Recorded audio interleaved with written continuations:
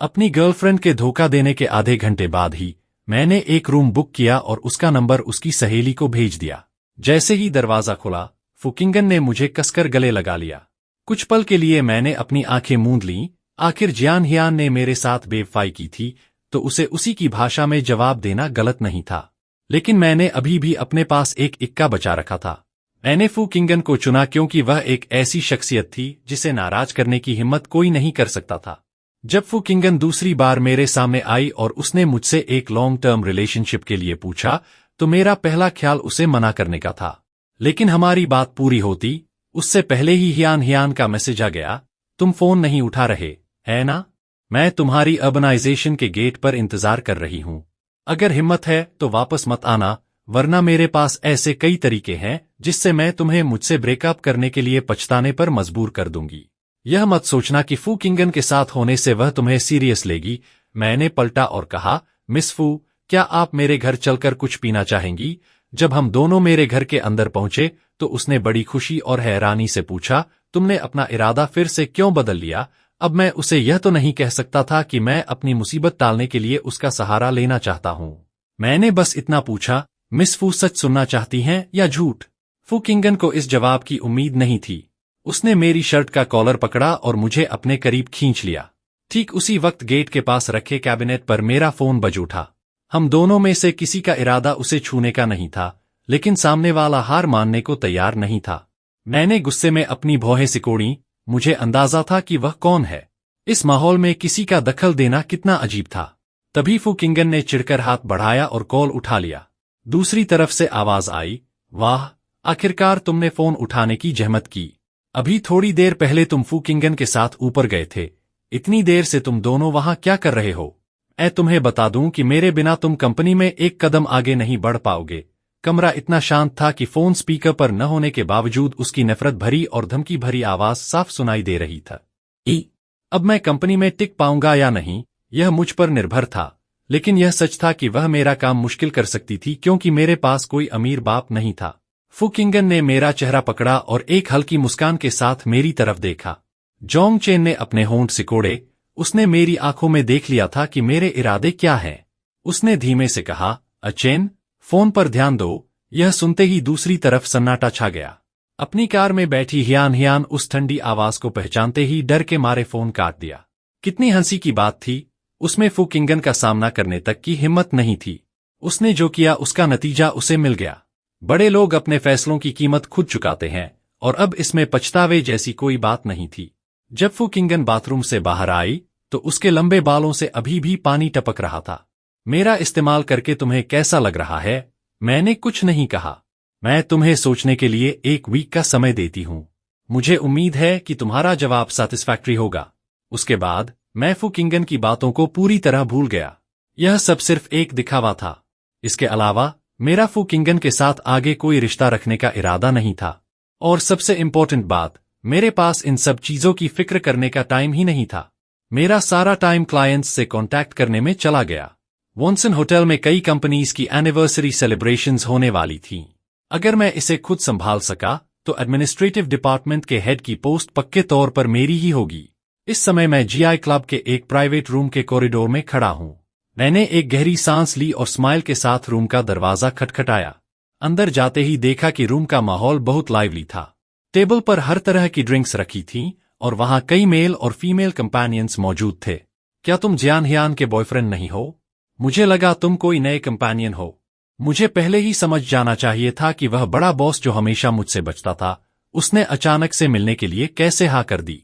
तो असल में जियान हियान यहां मेरा इंतजार कर रही थी। जियान हियान के बॉयफ्रेंड की फिजीक सच में बहुत अच्छी है। एक ऐसा इंसान जो सिर्फ मुझे खुश करके ही तरक्की पा सकता है। मैं आखिर किस तरह का बॉयफ्रेंड हूं? रूम के एक कोने से जियान हियान की घमंडी आवाज गूंजी। मैंने देखा कि वह एक आदमी के बगल में बैठी हुई थी। मैंने जियान हियान को इस तरह पहली बार देखा था। इससे पहले वह मेरे सामने हमेशा एक भोली लड़की होने का नाटक करती थी, हांगकांग के उस शो ऑफ की तरह। उसके कुछ बोलते ही रूम का माहौल एकदम से बदल गया। छोड़ो भी, इस हैंडसम लड़के को नहीं पता कि यह क्या कर रहा है। क्या तुम अभी भी मिस जियान से माफी मांगने नहीं आओगे? मुझे पता था कि आज रात की यह पार्टी मेरे लिए एक ट्रैप है और यहाँ के हालात मेरे लिए बिल्कुल भी ठीक नहीं थे। जियान हियान अपनी जगह से उठी और उसने अपने सामने रखी मार्बल टेबल पर जोर से हाथ मारा। यह सारी अल्कोहल पी लो। मैं तुम्हें अपने घुटनों पर बैठकर माफी मांगने का एक मौका दूंगी। रूम जहां कुछ देर पहले इतना लाइवली माहौल था, वहां अब म्यूजिक भी रुक गया था। हर कोई बस मुझे ही देख रहा था। मैंने नोटिस किया कि दरवाजे पर पहले से ही बॉडीगार्ड्स पहरा दे रहे थे। अब मुझे समझ आया कि मैं इतनी आसानी से अंदर कैसे आ गया था। थोड़ा सोचने के बाद मैं सीधा चलकर जियान हियान के पास गया। यहां तक कि जियान हियान भी अपने दिल में यह बात जानती थी कि उसने सबसे ज्यादा टाइम और पैसा मुझ पर ही इन्वेस्ट किया था। एक तरह से देखा जाए तो मैंने उसे बहुत बड़ा धोखा दिया था। अगर वह इस बात का बदला नहीं लेती तो वह एज सोसाइटी में अपना मुंह कैसे दिखाती। मैंने उससे पूछा, अगर मैं यह सारी अल्कोहल पी लूं तो क्या तुम मुझे यहां से सही सलामत जाने दोगी? पहले इसे पियो, फिर हम बात करेंगे, रूम में मौजूद किसी इंसान ने उकसाते हुए कहा। मेरी नजर टेबल पर लाइन से रखी उन वाइन बॉटल्स और ग्लासेस में भरे रंग बिरंगे लिक्विड्स पर गई। मैंने कहा, छोड़ो, एक के बाद एक पेग पीना बहुत बोरिंग है। मिस जियान, आप क्या सोचती हैं? क्या आपको लगता है कि अगर आप फू किंगन के करीब जाएंगी तो वह आपके लिए आएगी? उनका स्टेटस क्या है? मैंने आपके साथ भी अच्छा बर्ताव किया था और फिर भी आपने मुझे धोखा देने की हिम्मत की। मुझे समझ आ गया था, वह मेरे साथ बहुत अच्छा बर्ताव करती थी। यह कहते ही उसके चेहरे के हाव भाव बदल गए और उसने सीधा डिकैंटर जमीन पर दे मारा, क्योंकि यह सब इतनी अचानक हुआ कि जब तक दरवाजे पर खड़े बॉडीगार्ड्स कुछ समझ पाते तब तक मैंने जियान हियान को दबोच लिया था। तुमने भी तो मुझे धोखा दिया है और अब तुम मुझ पर इल्जाम लगाने की हिम्मत कर रही हो। क्या तुम्हें लगता है कि मैं कोई सीधा साधा इंसान हूं? मैं तुम्हारी इज्जत कर रहा हूं, लेकिन तुम्हें वो रास नहीं आ रहा। हाँ, मैंने तुम्हें धोखा दिया। तो क्या हुआ? तुम्हारा बाप। तुम खुद को समझती क्या हो? जियान हियान सुन रह गई। माओ एक्सेन की चीखें तुरंत गूंजने लगीं। जब सब कुछ अफरातफरी में था, तभी उसे जोरदार लात मारकर किनारे कर दिया गया। लू नियानियन कुछ बोलने ही वाली थी कि तभी उसने मेरी बड़ी बड़ी बातें सुनी। हियान, तुम तो बहुत मजे में लग रही हो। बिना हमें बुलाए मजे करने क्यों निकल पड़ी? उसके पीछे आए लोगों ने प्राइवेट रूम के बॉडीगार्ड्स को अंदर धकेल दिया। जो लोग मदद करना चाहते थे, वे अचानक शांत हो गए। फिर किसी ने बीच में जगह खाली की। फू किंगन सीधी चलकर आई और बैठ गई। अगले ही पल उसने बड़ी मिठास से पूछा, क्या तुम मेरे बगल में बैठना चाहोगे? यह सुनकर सब एक दूसरे का मुंह देखने लगे। किसी को समझ नहीं आ रहा था कि वह किससे बात कर रही है। जियान हियान ने एक जैकेट उठाई, उसे पहना और अपने कपड़े ठीक किए। फिर उसने मुझे घूरते हुए देखा। काश वह इन दिनों चेन को जलाकर राख कर पाती। कोई ताज्जुब की बात नहीं कि चेन अकेले यहां आने की हिम्मत कर पाया। असल में उसने चुपके से फू किंगन को भी बुला लिया था। सबकी नजरें अब लगभग मुझ पर ही टिकी थीं। वे यह सोचकर हैरान थे कि इस आदमी का फू किंगन से चक्कर कब शुरू हो गया। उसकी बातों के लहजे से तो यही लग रहा था कि इन दोनों के बीच का रिश्ता आम नहीं है। मैं खुद भी उलझन में था। मुझे बिल्कुल उम्मीद नहीं थी कि फू किंगन यहां आएगी। फू किंगन की नजरें मेरी नजरों से मिलीं। मुझे थोड़ी शर्मिंदगी महसूस हुई, जो मेरे लिए एक अजीब बात थी। मुझे समझ नहीं आ रहा था कि मैं अपनी नजरें कहाँ चुराऊं। मेरा भाई अब भी उम्मीद कर रहा है कि मैं तुम्हें बुलाऊं। रूम में मौजूद हर किसी को समझ आ गया था कि क्या चल रहा है। कोई हैरानी की बात नहीं थी कि इस आदमी में इतनी हिम्मत कहाँ से आई। चूंकि उसने जियान हियान के इलाके में हंगामा करने की हिम्मत की थी, इसका मतलब था कि वह फू किंगन के भरोसे था। बस यह नहीं पता था कि यह सिर्फ उसकी सनक है या कुछ और। मैंने एक गहरी सांस ली। मैं सीधा फू किंगन के पास गया और फिर उसके बगल में बैठ गया। दुनिया वाकई गोल है। अभी थोड़ी देर पहले ये लोग मुझे किसी बंदर की तरह देख रहे थे और अब मैं मेन सीट पर बैठकर उन्हें और इस पूरी सिचुएशन को देख रहा हूं। अब बात करने का सही वक्त था। जैसे ही वह बैठी, फू किंगन की ताज़ा और ठंडी खुशबू हवा में फैल गई। लू नियानियन ने अपने आसपास खड़े लोगों की तरफ देखा और हल्की सी मुस्कान के साथ बोली, तुम सब खड़े क्या कर रहे हो? क्या अभी थोड़ी देर पहले तुम लोग मजे नहीं कर रहे थे? बैठ जाओ। हियान एक्साइन अभी भी सन्न खड़ा था। उसने सबके सामने अपनी इज्जत गंवा दी थी। भला वह इस बेइज्जती को कैसे बर्दाश्त कर सकता था? लेकिन अब कोई भी जियान एक्साइन की तरफ ध्यान नहीं दे रहा था। लोगों का एक ग्रुप फू किंगन के चेहरे को घूर रहा था और हायांग हियान को ऐसे इग्नोर कर रहा था जैसे उसका कोई वजूद ही न हो। म्यूजिक की आवाज अब बस एक हल्की सी भिनभिनाहट बनकर रह गई थी। जो लोग मजे करना चाहते हैं, वो करें। हमें इस माहौल को फीका नहीं पड़ने देना है, वरना आज रात कोई भी यहां से सही सलामत नहीं जाएगा। लू नियानियन की मजाकिया नजर मुझ पर पड़ी। मैंने कहा था कि यह आदमी कोई मामूली इंसान नहीं है कि इसके लिए खुद मिस फू को आना पड़ा, लेकिन ऐसा क्यों लग रहा है कि वह उस पर ध्यान ही नहीं दे रही। इसमें हिम्मत की कोई कमी नहीं है। यह जानते हुए भी कि यह ओनमिन की पार्टी है, वह अकेले आने की हिम्मत कर बैठा। तभी अचानक उस औरत की सांसें मेरे कान के पास महसूस हुईं। मैं पूरी तरह सिहर उठा। वह इतनी करीब कब आई? फू किंगन का यह अंदाज साफ तौर पर यह जताने के लिए था कि अब मैं सिर्फ उसका हूं। हियान की आंखें लाल हो गईं। सिस्टर किंगन, एक आदमी के लिए आप अपनी बेस्ट फ्रेंड को भी छोड़ रही हैं? रूम में फिर से सन्नाटा छा गया। यह किसी नर्क जैसा था। तभी किसी की फुसफुसाहट सुनाई दी। भले ही मिस फू अक्सर हमारे साथ बाहर जाती हैं, लेकिन आज यहां मौजूद लू नियानियन के अलावा कैपिटल की सिर्फ कुछ ही लड़कियां मिस फू की बेस्ट फ्रेंड्स मानी जा सकती हैं। हायांग जियान ने कुछ ज्यादा ही पी ली है। उसकी हिम्मत कैसे हुई मिस फू से इस तरह सवाल करने की? किसी ने हियान एक्साएन को इशारा किया। हियान कुछ पल के लिए हिचकिचाई। इस क्रूशल पल में अगर मैं अचेन को ऐसे ही माफ कर दूं, तो बाद में मैं अपनी सहेलियों के सामने सिर नहीं उठा पाऊंगी। नहीं, मैं पीछे नहीं हट सकती। फू किंगन ने उसकी तरफ देखा तक नहीं। हियान, वह हियान है, उसका दोस्त। उठो, बहुत हो गया। मुझे पता है। क्या तुम फू किंगन को नाराज करना चाहती हो? चलो यहां से। हियान ने उसे धक्का देकर दूर कर दिया। मुझे बस खड़ा होना था। कई लोग चिल्ला उठे। अगले ही पल दरवाजे पर खड़े फू किंगन के ट्रेन्ड बॉडीगार्ड्स आगे आए और हियान को घसीटकर एक तरफ ले गए। फुकिंग हियान ने चिल्लाते हुए फिर से झपटने की कोशिश की, लेकिन अफसोस, वह बस अपनी जगह पर ही संघर्ष कर सकती थी।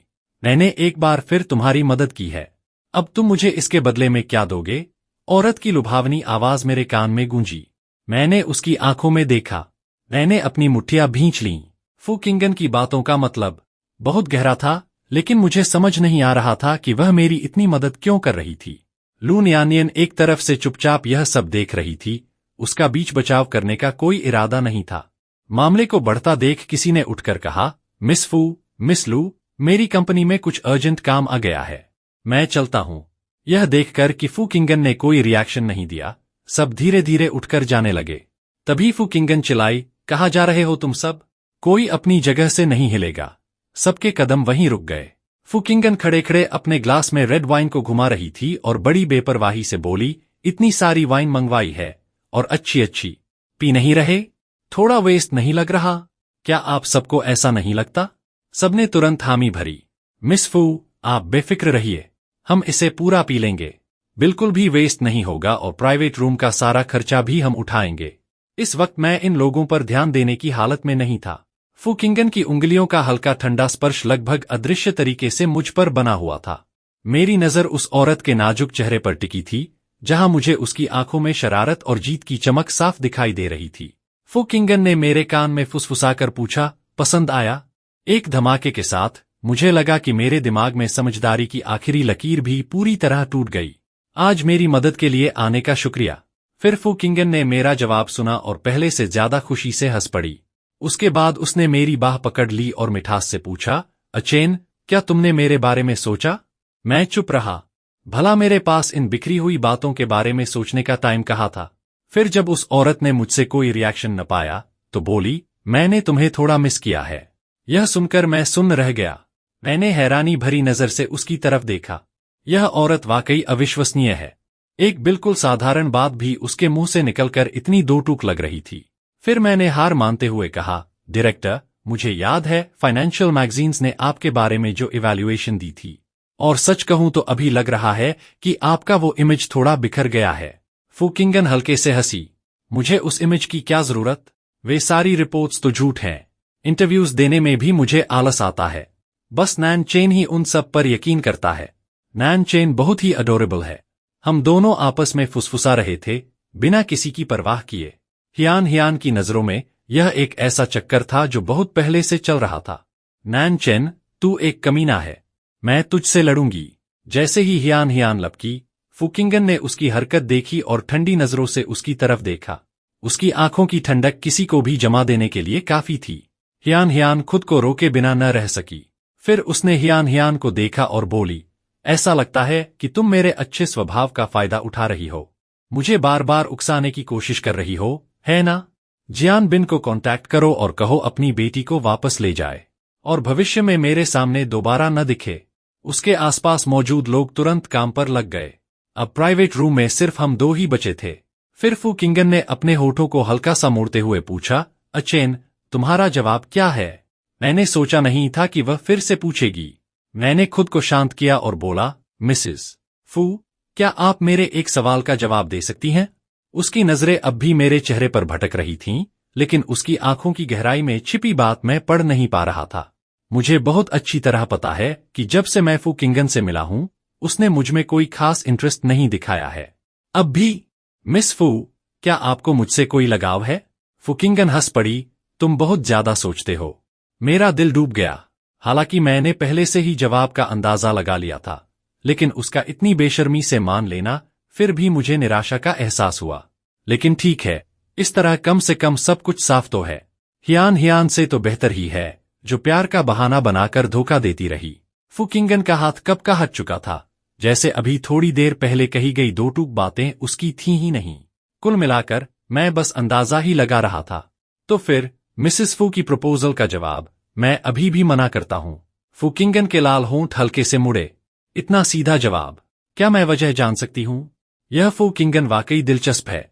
कभी लगता है कि उसे कोई फर्क नहीं पड़ता, लेकिन कभी वह बहुत समझदार लगती है। मैंने उससे कहा, जैसा आपने देखा, मैंने अभी अभी धोखा खाया है। इस हालत में मेरा कोई नया रिश्ता शुरू करने का इरादा नहीं है। वह शांति से बोली, लेकिन मैं लॉन्ग टर्म पार्टनर की बात कर रही हूं। प्यार मोहब्बत की बात छोड़ो। मैं यह जवाब सुनकर सन्न रह गया। फिर मैंने एक बहाना ढूंढते हुए कहा, अगर मिस्टर फू को लगता है कि मना किया जाना शर्मनाक है, तो आज की मदद की भरपाई के लिए मैं आपको डिनर पर ले जा सकता हूं। इसकी जरूरत नहीं। अगर हम सहमत नहीं हो पा रहे, तो इससे पहले कि मुझे तुम में और ज्यादा दिलचस्पी हो, हमारा रिश्ता यहीं खत्म हो सकता है। तुम जा सकते हो। यह कहते ही उसकी नजर अब मुझ पर नहीं रुकी। उसकी आंखों में जो थोड़ी बहुत दिलचस्पी थी, वह पूरी तरह गायब हो गई। मैं अपनी भावनाओं को इतनी आजादी से कंट्रोल नहीं कर सकता, लेकिन मैं शुक्रगुजार हूं कि वह टाइम पर रुक गई। हालांकि हम दोनों की बहुत अच्छी बनती है, लेकिन उस जैसे किसी इंसान के साथ रहने का मतलब है कि यह रिश्ता कभी बराबरी का नहीं होगा। भविष्य में अलग होने की कोशिश करने पर बदनामी की ठप्पा लगना तय है। मैं उठा। तो फिर अलविदा मिस्टर फू। फू किंगन ने कोई जवाब नहीं दिया। मैं मुड़ा और चला गया। सच तो यह है कि अगर तुम जानबूझकर किसी को ना ढूंढो, तो इतने बड़े शहर में फू किंगन से दोबारा मिलने की संभावना बहुत कम है। अगले 2 हफ्तों तक फू किंगन मेरी दुनिया से पूरी तरह गायब रही। उसी दौरान हियान के साथ मेरे ब्रेकअप की खबर तेजी से फैल गई। मिस हियान की जोशीली चाहत सिर्फ 3 महीने के रिश्ते के बाद अचानक खत्म हो गई। जहां एक तरफ मुझे राहत महसूस हो रही थी, वहीं मैंने अपने आसपास के बदलाव भी नोटिस किए। बदकिस्मती से मेरा अंदेशा सही निकला। इतने बेसिक डेटा में भी गलती कर रहे हो? कितने साल से कंपनी में हो तुम? मुझे तुम्हारे प्रोफेशनल लेवल पर शक हो रहा है। मुझे आधी रात को नोटिफिकेशन मिली थी। रात भर जागकर तैयार की गई डेटा रिपोर्ट में फिर से गड़बड़ी निकली। जाहिर है, डांट से बचना मुमकिन नहीं था। मैंने देखा कि नैन चेन को भी हाल ही में बहुत सारी कंप्लेंट्स मिली हैं।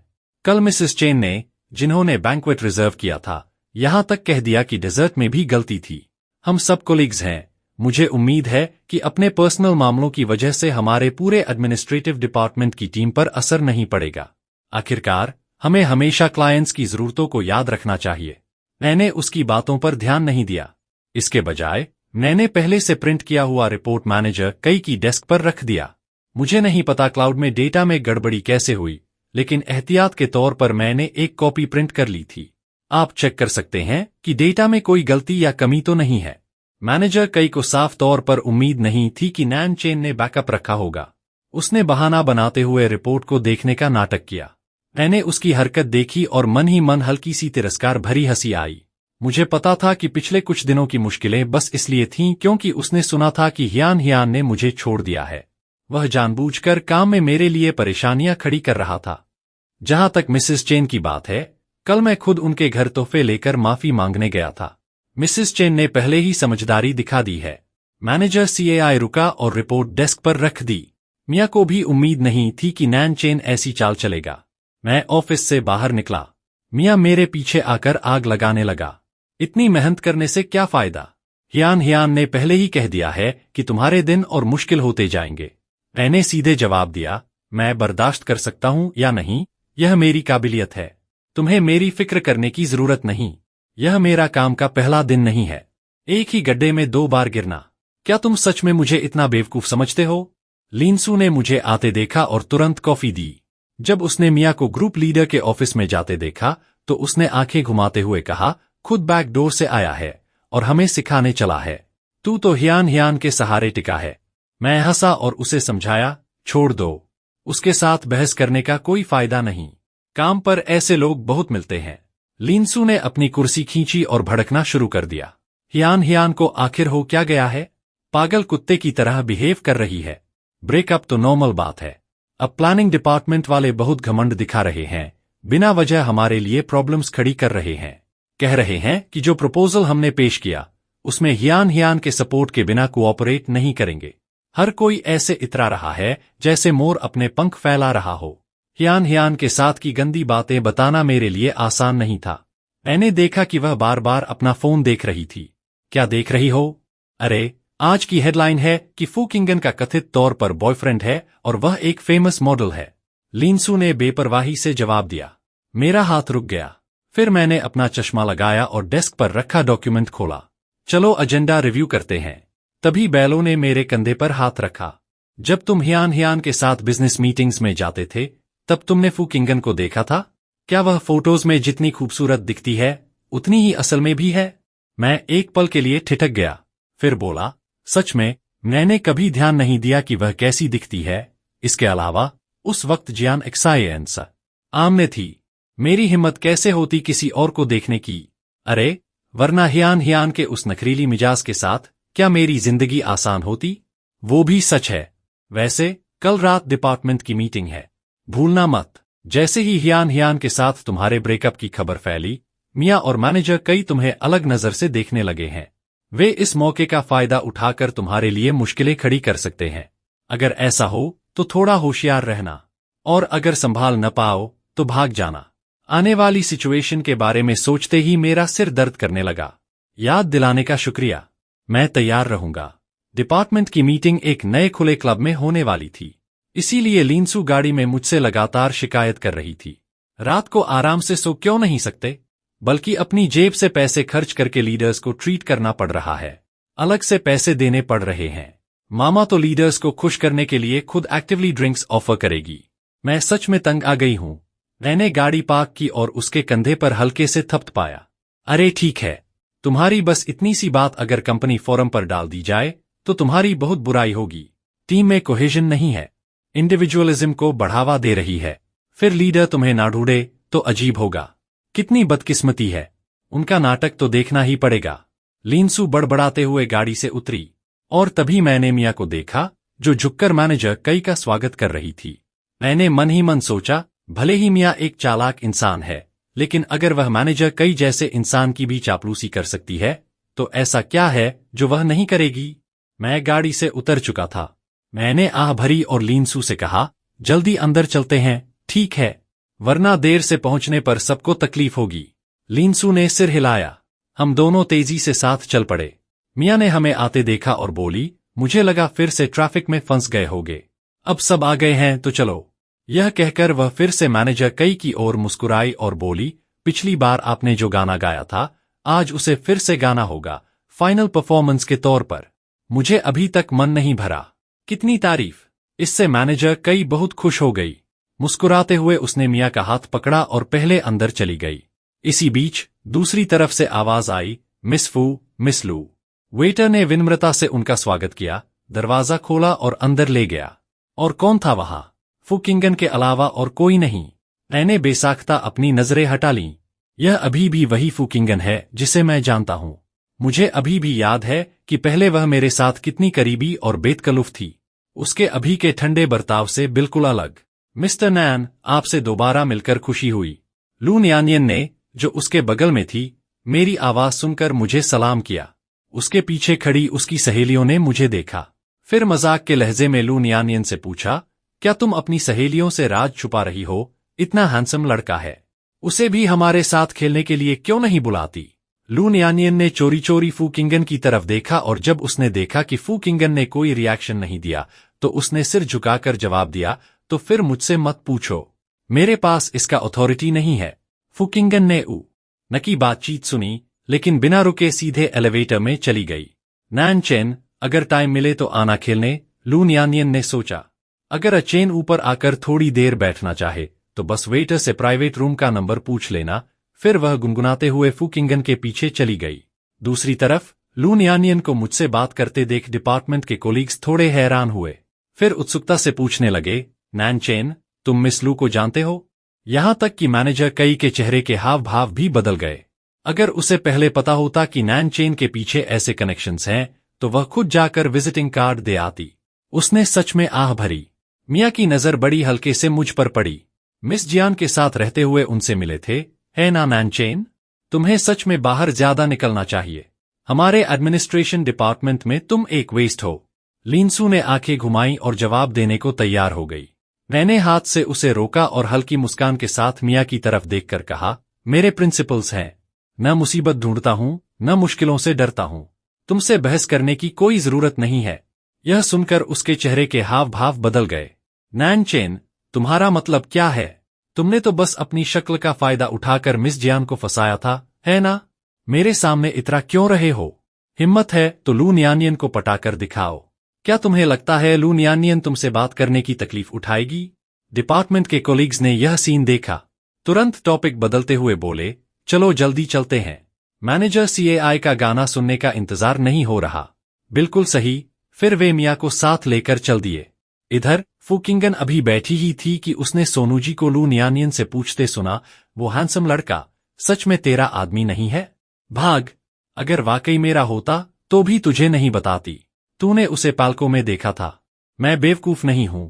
एक हैंडसम लड़के को घर लाओ और बस बैठकर बातें करो। यहां चैरिटी कर रही हो क्या? यह सोचकर लू न्यानियन ने फू किंगन की तरफ देखा और पूछा, उस दिन असल में हुआ क्या था? डील क्यों टूट गई? मुझे याद है किसी ने सुना था कि हियान हियान ने खास तौर पर तेरे एक्स बॉयफ्रेंड से निपटने के लिए एक मीटिंग अरेंज की थी।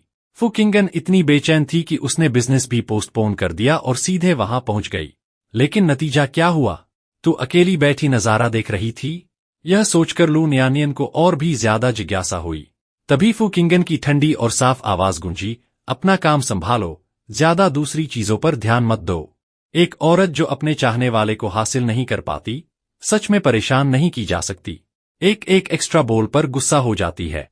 जैसे ही मिया प्राइवेट रूम में घुसी, वह पूरी तरह अपने घर जैसा बिहेव करने लगी, इधर उधर दौड़ती फिरी। उसकी बाहें भले ही मजबूत नहीं थीं, लेकिन मैनेजर कई को इंट्रोड्यूस कराने के बाद उसने पूरा चक्कर लगा लिया। मैनेजर कई के चेहरे की झुर्रियां खुशी से खिल उठीं। यह देखकर लिनसू ने मुझे कोहनी मारी, इशारा किया कि सावधान रहो। जैसा सोचा था, मिया वाइन का ग्लास लेकर मेरे पास आई। नैन चेन, तुमने मिसेस चेन जैसी मुश्किल क्लाइंट को संभाल लिया। हमारे पूरे एडमिनिस्ट्रेटिव डिपार्टमेंट को तुम्हारे लिए चीयर्स करना चाहिए, है ना? मुझे पता था कि वह कुछ ऐसा करेगी। बाद में मुझे गाड़ी चलानी है। आज रात मैं नहीं पीऊंगा। वाइन की जगह जूस लूंगा। उसने एक भौं उठाई और बोली, सब पी रहे हैं, थोड़ी सी पी लो, वरना मैं तुमसे इसका हिसाब लूंगी। बहुत हो गया। मिया अपने उसी लहजे में जवाब देने वाली ही थी कि प्राइवेट रूम का दरवाजा खुला। वेटर वाइन और फ्रूट्स लेकर आया। किसी ने हैरान होकर पूछा, यह तो गलत ऑर्डर है, हमने यह नहीं मंगवाया था। कोई गलती नहीं है, वेटर ने मुस्कुराते हुए जवाब दिया। मिस लू ने सबको पीने के लिए इनवाइट किया है और आज रात का सारा खर्चा मिस लू उठाएंगी। यार, इतनी सारी वाइन का टोटल तो बहुत ज्यादा होगा। नैन चेन ने सच में मिस लू को अप्रोच कर लिया। सब अचानक हैरान रह गए। फिर सबकी नजरें मुझ पर टिक गईं। मिया का चेहरा लगभग बिगड़ गया। कोई ताज्जुब नहीं कि तू अपने बॉस के साथ चीयर्स नहीं करना चाहता था। पता चला पीछे कोई है। इतना जान लो काफी है। मिस लू भी नैन चेन को पीने पर मजबूर नहीं करती। लिनसू आखिरकार खुद को रोक नहीं पाई। तू खुद को समझती क्या है? वेटर सामान रखकर चला गया। मेरा दिल एक पल के लिए धड़का। लू न्यानियन की इस चाल का मतलब क्या था? इसका क्या मतलब निकलता है? हमारा पर्सनल रिश्ता इतना गहरा तो नहीं था। शायद यह फू किंगन की तरफ से हो। मिया ने यह सीन देखा, अपना आपा नहीं रख पाई, ठंडी सांस छोड़ी, मुड़ी और चली गई। अगर नैन चेन सच में लू न्यानियन के करीब हो गया तो वह तो ऐसी शख्सियत है जिसकी जियान फैमिली को भी चापलूसी करनी पड़ती है। अगर मैं नैन चेन के लिए मुश्किलें खड़ी करती रहूंगी तो बाद में उसने मेरे खिलाफ कुछ किया तो। सब कुछ सेटल होने के बाद लीनसू ने उत्सुकता से पूछा, तेरा और लू नियानियन का चक्कर क्या है? मुझे खुद सिचुएशन पूरी तरह क्लियर नहीं है, लेकिन एक बात तय है, आज रात लू नियानियन की इस वाइन डिलीवरी की वजह से आने वाले दिन इतने मुश्किल नहीं होंगे। बस यह नहीं पता कि यह कब तक चलेगा। मैंने चारों ओर देखा। कुछ लोगों ने बेचैनी से अपनी नजरें नीचे कर लीं। ये सब वही लोग थे जिन्होंने हाल ही में खुलेआम और चुपके से मेरे रास्ते में रोड़े अटकाए थे। मैं सोच रहा था कि क्या मुझे लू नियानियन को शुक्रिया कहने जाना चाहिए या उसने यह सब सिर्फ मुझे ऊपर बुलाने के लिए भेजा है। अचानक मैंने महसूस किया कि कोई मेरे बगल में आकर बैठ गया। मैनेजर कई मेरे बगल में बैठ गई। नैन चेन, असल में मुझे तुमसे बहुत उम्मीदें हैं। यह सुनकर मैंने शालीनता से उससे दूरी बनाए रखी। मुझ में अभी बहुत सी कमियां हैं। शुक्रिया मैनेजर कई, आप हमेशा हमारी गाइडेंस करती हैं। मैनेजर कई ने मुझे ऊपर से नीचे तक देखा।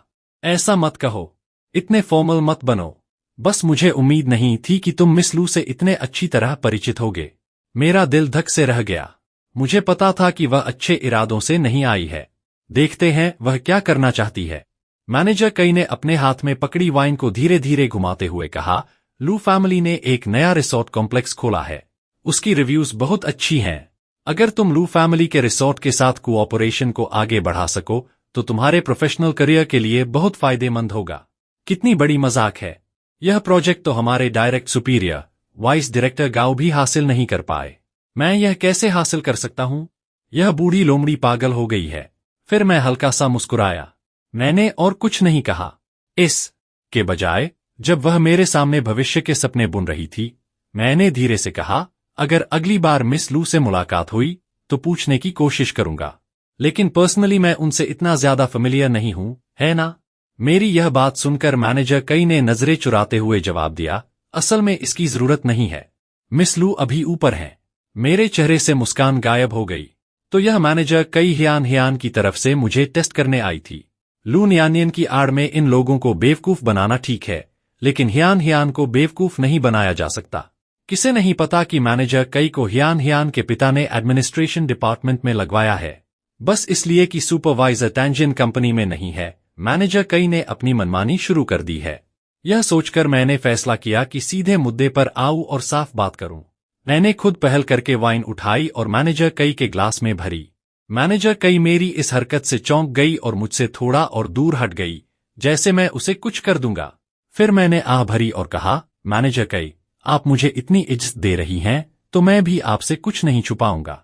आपको सच बता देता हूं, मिस लू और मेरा असल में कोई रिश्ता नहीं है, और वह मेरा इतना ख्याल क्यों रखती हैं, यह शायद किसी और की वजह से है। मेरी बात सुनकर मैनेजर कई ने उत्सुकता से पूछा, अच्छा, तो आखिर किसकी वजह से वह तुम्हारा इतना ध्यान रखती है? बेशक फू किंगन की वजह से, मैंने उसकी आंखों में देखते हुए एक एक शब्द साफ कहा।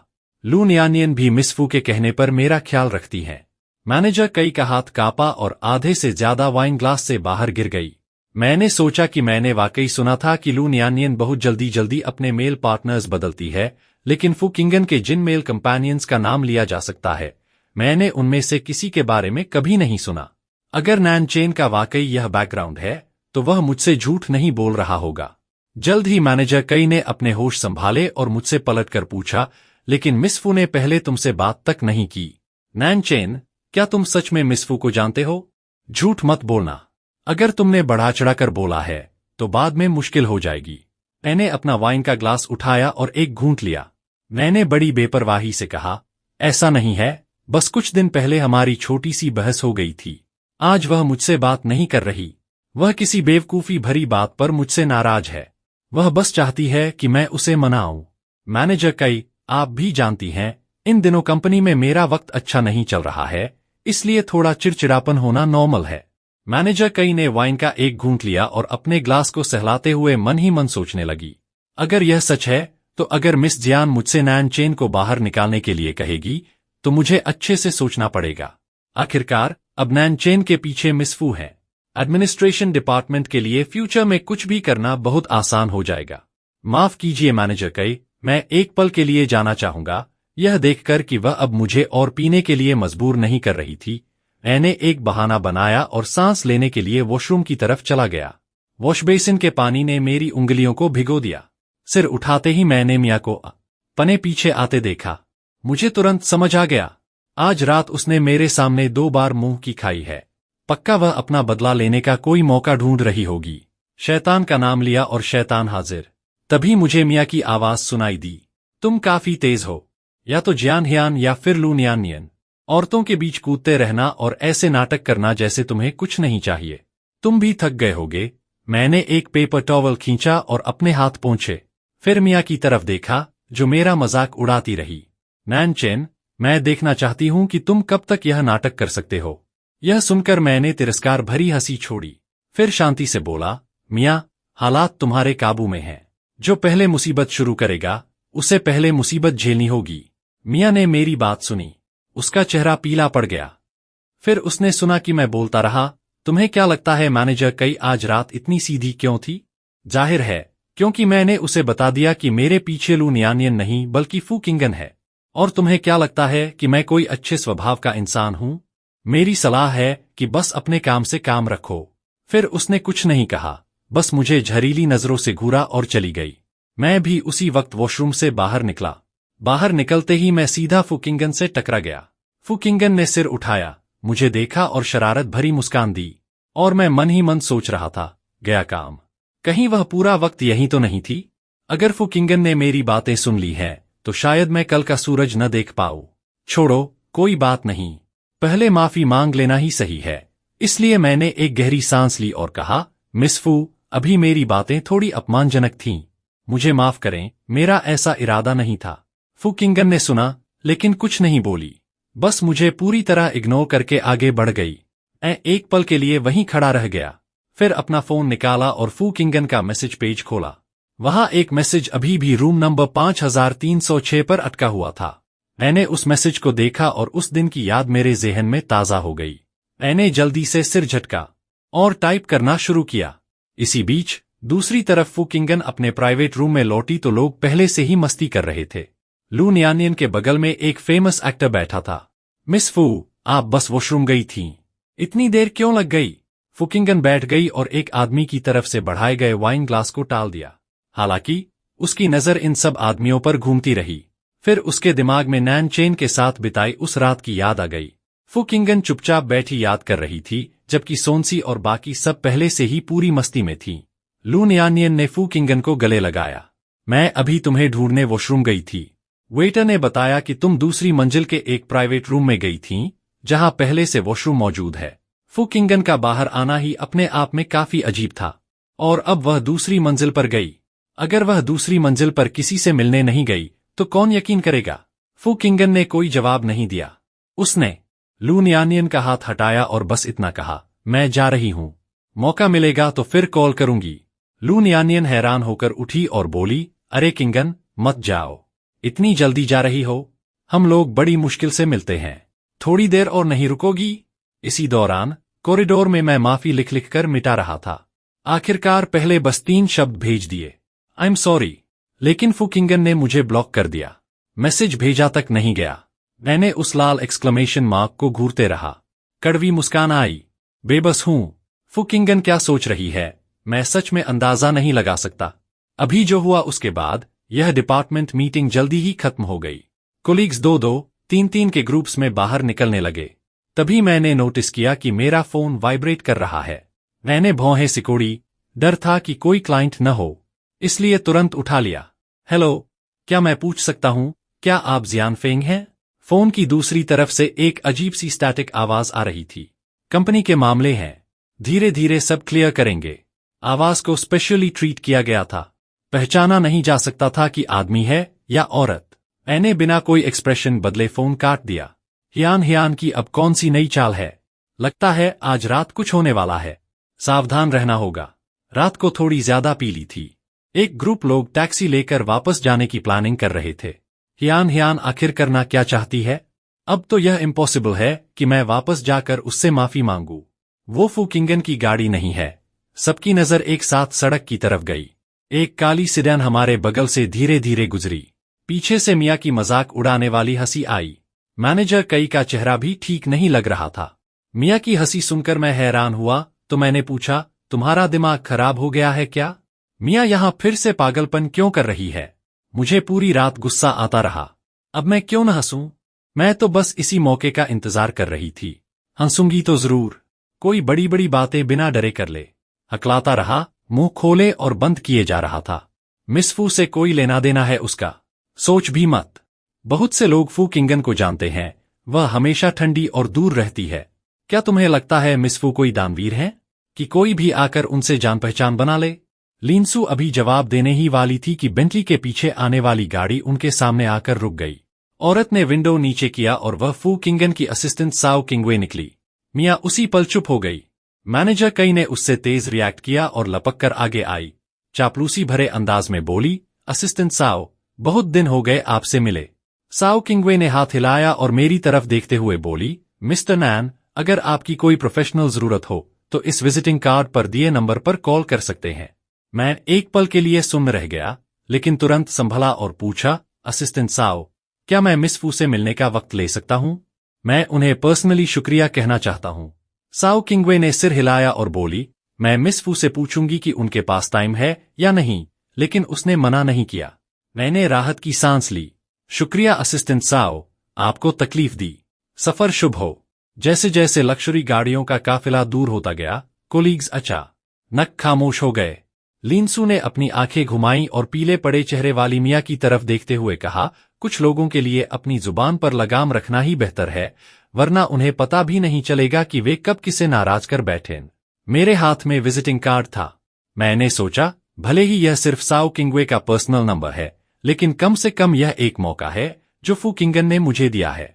इसका मतलब है कि वह मेरी एक्सप्लेनेशन सुनने के लिए तैयार है। मुझे इस मौके का फायदा उठाना होगा। मियाँ थोड़ी घबराई हुई लग रही थी। उसने गाड़ी रोकी और सीधे चली गई। लिनसू मेरे साथ रुक गई। उसने टैक्सी में बैठने से पहले सबको विदा किया और मुझे याद दिलाना नहीं भूली, तुमने भी तो गाड़ी नहीं चलाई है ना? किसी डेजिग्नेटेड ड्राइवर को बुला लेना। अगर कुछ हो तो कल कंपनी में बात करेंगे। मैंने उसके लिए गाड़ी का दरवाजा बंद किया और हाथ हिलाते हुए कहा, ठीक है, मेरी फिक्र मत करो। वापस जाकर हैंगओवर उतारने के लिए थोड़ा सूप पी लेना। चिंता मत करो। मुझे, एक बड़े आदमी को, क्या हो सकता है? टैक्सी के जाने के बाद मैं थोड़ी देर वहीं खड़ा रहा। जब मैंने सोचा कि तुम्हारी गाड़ी के पास जाकर इंतजार करूं और साथ में एक ड्राइवर भी बुला लूं, तभी मैंने देखा कोपायलट सीट पर एक अजीब सा, पहचानने में न आने वाला सामान पड़ा था। यह साफ तौर पर जानबूझकर की गई कोई डरावनी मजाक थी। मैंने जोर से गाड़ी का दरवाजा बंद कर दिया और दरवाजे लॉक कर दिए। मेरा इरादा सीधा पुलिस स्टेशन जाने का था, लेकिन आधे रास्ते में मुझे महसूस हुआ कि कोई मेरे पीछे आ रहा है। मैंने जानबूझकर खुद को शांत दिखाने की कोशिश की और मन ही मन सोचा, कहीं ऐसा तो नहीं कि हियान ने मुझसे बदला लेने के लिए किसी को भेजा है? नहीं, मुझे जल्दी यहां से निकलना होगा। तभी एक गाड़ी की लाइट जली और कोई नीचे उतरा।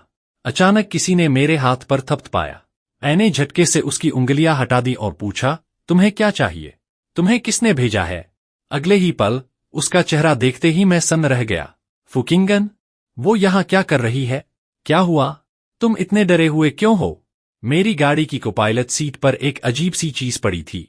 मैं पुलिस को बुलाने ही वाला था कि मुझे पता चला कोई मेरा पीछा कर रहा है। इसलिए मैं जल्दी से वहां से निकलना चाहता था ताकि उनसे पीछा छुड़ा सकूं। फू किंगन ने मेरी बात सुनकर तुरंत अपने साथ आए बॉडीगार्ड्स को ऑर्डर दिया कि वे मेरी गाड़ी चेक करें और फिर पुलिस को कॉल करें। ऑर्डर मिलते ही बॉडीगार्ड्स काम पर लग गए। मैं अपनी जगह पर जमा खड़ा रहा। मेरा दिमाग अब भी वही सब दोहरा रहा था जो अभी अभी हुआ था। तभी फू किंगन ने गाड़ी का दरवाजा खोला और अंदर बैठ गई। बैठो, मैं तुम्हें वापस छोड़ देती हूं। मैं हिला तक नहीं। अभी भी अपनी ही दुनिया में खोया हुआ था। काफी देर तक मेरी तरफ से कोई हरकत न देखकर फू किंगन ने मुझे नाराजगी से देखा। तुम मुझे फिर से क्यों मना कर रहे हो? HMPH जैसी तुम्हारी मर्जी। तो मैं जा रही हूं, ठीक है। तो फिर मिस फू का शुक्रिया, जो मुझे लिफ्ट दे रही हैं। वह जाने ही वाली थी कि उसने मेरी आवाज सुनी। फू किंगन हल्के से हंसी और बोली, आज इतने फरमाबरदार क्यों हो? मुझे लगा सीधा मना कर दोगे। मैं बिना कुछ कहे मुस्कुराया। मिस फू, क्या आप अभी गाड़ी में बैठकर जाने ही वाली नहीं थीं? मेरी हर हरकत पर इतनी नजर रखते हो? ऐसा नहीं है, बस अभी जो गाड़ी चौराहे से गुजरी, वह मुझे पसंद आ गई थी। पता चला वह तो तुम्हारी गाड़ी थी। मैंने उसका मजाक इग्नोर किया और बोला, फू किंगन को शब्द नहीं मिले। उसने आह भरी। मैं हमेशा से यही थी। क्या तुम्हें यकीन है कि पहले वाली गाड़ी मेरी थी? मैंने सिर हिलाया। मैंने अनसुना करने का नाटक किया और जल्दी से टॉपिक बदल दिया। आज के लिए शुक्रिया। अच्छा हुआ तुम यहां थीं। फू किंगन ने अचानक बात करने में इंटरेस्ट खो दिया और ठंडे लहजे में बोली, मैं यहां जानबूझकर तुम्हारे लिए नहीं रुकी थी। बार बार शुक्रिया कहने की जरूरत नहीं है। बस चिढ़ गई थी। बस यहां सुन खड़ी थी। वाकई जानबूझकर उसका इंतजार नहीं कर रही थी। सच में उसे क्या फर्क पड़ता है कि उसके साथ क्या हो? फू किंगन की यह बात सुनकर मुझे समझ नहीं आया कि क्या कहूं। गाड़ी में एक पल के लिए ऑकवर्ड खामोशी छा गई। ड्राइवर ने रियरव्यू मिरर से हमें कई बार देखा। आखिरकार हिम्मत जुटाकर पूछा, मिस्टर फू के घर चलना है या मिस फू किंगन के? मैंने एक नजर डाली और चुपचाप बोला। गाड़ी के अंदर पहले से ही सन्नाटा था। फू किंगन ने आंखें बंद करके आराम करना शुरू कर दिया, लेकिन मैंने अपनी नसों को ढीला नहीं छोड़ा। मैं समझ नहीं पा रहा था। फू किंगन, जो अपनी अनअप्रोचेबल इमेज के लिए जानी जाती हैं, वह मुझ पर इतना ध्यान क्यों दे रही हैं? जिनसे बस कुछ बार मिला हूं। क्या वाकई दिलचस्पी है? खुशकिस्मती से दूरी ज्यादा नहीं थी। रेजिडेंशियल कॉम्प्लेक्स पहुंचने पर जब मैं गाड़ी से उतरने वाला था, मैंने खुद को फिर से फू किंगन की तरफ देखता हुआ पाया। फू किंगन को मेरी नजर महसूस हुई। मुझे क्यों देख रहे हो? उतरो गाड़ी से। क्या रात यहीं गाड़ी में गुजारने का इरादा है? मैं भागते हुए गाड़ी से उतरा। जैसे ही मैं फू किंगन से विदा लेने वाला था, फू किंगन ने पहले ही मेरी बाह पकड़ ली और कम्युनिटी की तरफ चलने लगी। मैं उसके बगल में चल रहा था, जैसे ही कुछ कहने वाला था। तुम कितने बहादुर हो। हियान हियान कौन है? तुमने पहले कभी इन्वेस्टिगेट नहीं किया? फू किंगन के बारे में भी नहीं। उसकी आवाज धीरे धीरे और ठंडी होती जा रही थी। उसमें नाराजगी का एक हल्का सा तड़का भी था। यह सुनकर मैं रुक गया और फिर भी समझाया, भले ही मैं उसके साथ था, लेकिन पहले से मैं उसे बहुत अच्छी तरह नहीं जानता था। इसके अलावा मेरा मानना है कि जब दो लोग साथ हों तो उन्हें प्रेजेंट और फ्यूचर पर फोकस करना चाहिए, पास्ट पर नहीं। इसलिए मैंने कभी ज्यादा ध्यान नहीं दिया। फू किंगन ने मुझे यकीन न कर पाने वाली नजरों से देखा और आखिरकार एकदम रुक गई और बोली, बोलते रहो, बात में दम है। उस पल मुझे लगा जैसे मैं अपनी बॉस को रिपोर्ट दे रहा हूं। मैंने फू किंगन के एक्सप्रेशन को ध्यान से देखा। वह काफी शांत लग रही थी, तो मैंने धोखे की बात पर आगे बोलना जारी रखा। मैं मानता हूं कि मेरी सोच थोड़ी भारी है, लेकिन हियान हियान ने मुझे बार बार धोखा दिया है। मुझे अपनी इज्जत बचानी होगी। हालांकि मिस फू, हम दोनों को आई एम सॉरी कहना चाहिए। मुझे आपको मना करने के बाद फिर से अपने कोलीग्स के सामने हमारे रिश्ते का जिक्र नहीं करना चाहिए था, सिर्फ खुद को बेहतर महसूस कराने के लिए। यह कहने के बाद मेरी नजर अनजाने में फू किंगन की तरफ चली गई। लंबी खामोशी के बाद उसने ठंडी सांस छोड़ी और धीरे धीरे बोली, तुम्हारी लोगों को चुनने की समझ सच में अच्छी नहीं है। मैं उसकी बातों का मतलब समझ गया। उसकी नजर में मैं पागल हूं, जो हियान हियान के साथ एक बोरिंग प्यार का खेल खेलता रहा, जबकि उसके साथ एक रिश्ता रख सकता था। लेकिन वह जितनी ऊंची और अछूती है, उतना ही मुझे उसे नाराज करने का डर है। हम दोनों एक दूसरे के पीछे चलते रहे। मेरी रेजिडेंशियल बिल्डिंग के दरवाजे पर पहुंचकर जब मैं दरवाजा खोलने वाला था, तभी मुझे याद आया कि फू किंगन अभी भी यहां है। फिर मैं फू किंगन की तरफ मुड़ा और उन्हें इनवाइट किया, कोशिश करते हुए कि मेरे शब्द ज्यादा दो टूक न लगें। मिस फू, क्या आप ऊपर आकर थोड़ी देर बैठना चाहेंगी? लेकिन एक आदमी और औरत अकेले घर के दरवाजे पर पहुंच जाए तो उन्हें भगाना भी ठीक नहीं लगता। फू किंगन ने मेरा रिएक्शन देखा और हल्के से हंस पड़ी। वह मना करने ही वाली थी कि अगले ही पल, अचेन, प्लीज, मैं तुमसे विनती करती हूं, हम फिर से साथ हो सकते हैं। आगे से मैं तुम्हारे साथ अच्छे से पेश आऊंगी। हियान हियान यहां इंतजार कर रही थी। मैंने हैरानी से अपने सामने खड़ी बेचैन औरत को देखा। उसी वक्त फू किंगन ने हियान हियान को देखते ही भौहें सिकोड़ लीं। हियान हियान, यह हद से ज्यादा हो गया है। अगर तुमने दोबारा ऐसा किया तो मुझे दोष मत देना। मैं तुम्हें वहां भिजवा दूंगी जहां तुम्हें होना चाहिए। यह कहकर उसने अपने बॉडीगार्ड की तरफ इशारा किया। बॉडीगार्ड हियान हियान को ले गया और बस हम दो ही बचे। उस पल फू किंगन बोली, इस बार तुम मेरे साथ चल रहे हो, ठीक है? मुझे लगा वह मुझे किसी होटल ले जाएगी, लेकिन जब हम एक कड़ी सिक्योरिटी वाली कम्युनिटी में दाखिल हुए, तब मुझे एहसास हुआ कि वह मुझे अपने घर ले जा रही है। लॉबी की लाइट जली। फू किंगन की दुनिया मेरे सामने पूरी तरह खुल गई। फू किंगन की हैसियत यहां से ही दिख जाती है। एंट्रेंस से लेकर डेकोरेशन तक सब कुछ मिनिमलिस्ट और एलिगेंट था। हर चीज पर ध्यान दिया गया था। सिर्फ लॉबी और कॉरिडोर में लगी पेंटिंग्स ही बहुत स्टाइलिश थीं। फू किंगन आगे चलती रही, फिर मुड़कर बोली, फिक्र मत करो, जूते बदलने की जरूरत नहीं है। मैं उसके पीछे पीछे चला। लिविंग रूम बहुत बड़ा था, बेसिकली मॉडर्न स्टाइल में। मेरा अंदाजा था कि फू किंगन ज्यादा घर पर नहीं रहती, क्योंकि यहां किसी के रहने का कोई निशान नहीं था। जब मैंने देखा कि वह सीधे सेकंड फ्लोर की ओर जा रही है, तो मैं भी जल्दी से पीछे गया। फू किंगन कॉरिडोर के आखिर में एक कमरे तक पहुंची, फिर मुड़कर मेरी तरफ देखा। यह तुम्हारा कमरा रहेगा, जल्दी से नहा धो लो, आज बहुत थका देने वाला दिन रहा है, जल्दी आराम करो। मुझे हिलता न देखकर फू किंगन ने मजाक किया। क्या हुआ? यह कमरा पसंद नहीं आया या मैं बेडरूम में सोना चाहते हो? यह सुनते ही मेरे कान लाल हो गए। मैंने जल्दी से सफाई दी। मेरा वो मतलब नहीं था। मुझे बस डर है कि आपके बॉयफ्रेंड को बुरा न लगे। फू किंगन ने यह सुनकर हैरानी से कहा, किसने कहा मेरा बॉयफ्रेंड है? कहाँ से सुना तुमने? मेरी हैरान नजर देखकर मुझे समझ नहीं आया कि क्या कहूं। थोड़ी शर्मिंदगी महसूस हुई। जैसे ही मैं बात खत्म करने वाला था, तभी उसकी आवाज सुनाई दी। हियान हियान के बारे में अब क्या सोचते हो? क्या तुम्हें उसके साथ रहने का पछतावा है? मैं सन्न रह गया। किसी को चुनते समय उसका पास्ट न जानना मेरे हिसाब से बेवकूफी है, इसलिए बाद में पछतावा होना नॉर्मल है। यह कहकर फू किंगन ने मेरे जवाब का इंतजार नहीं किया और सीधे मैं बेडरूम में चली गई।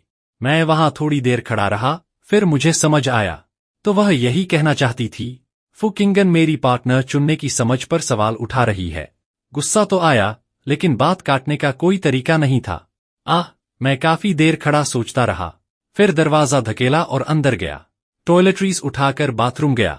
अब भी सोच रहा था कि कल उससे कैसे माफी मांगूं। इतनी शर्मिंदगी हो रही है। चलो छोड़ो, कल सब क्लियर कर लूंगा। फिलहाल मेरा काम है अच्छी नींद लेना। आखिर कल काम पर जाना है।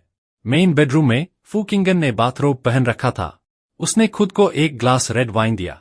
तभी फोन बजा। उसने कॉल उठाया। हाँ, कुछ कहना है तो जल्दी बोलो। फोन से बैकग्राउंड नॉइज आ रही थी। लू नियानियन ने उत्सुकता से पूछा, तुम अकेली घर नहीं गई? अचेन को अपने साथ क्यों ले गई?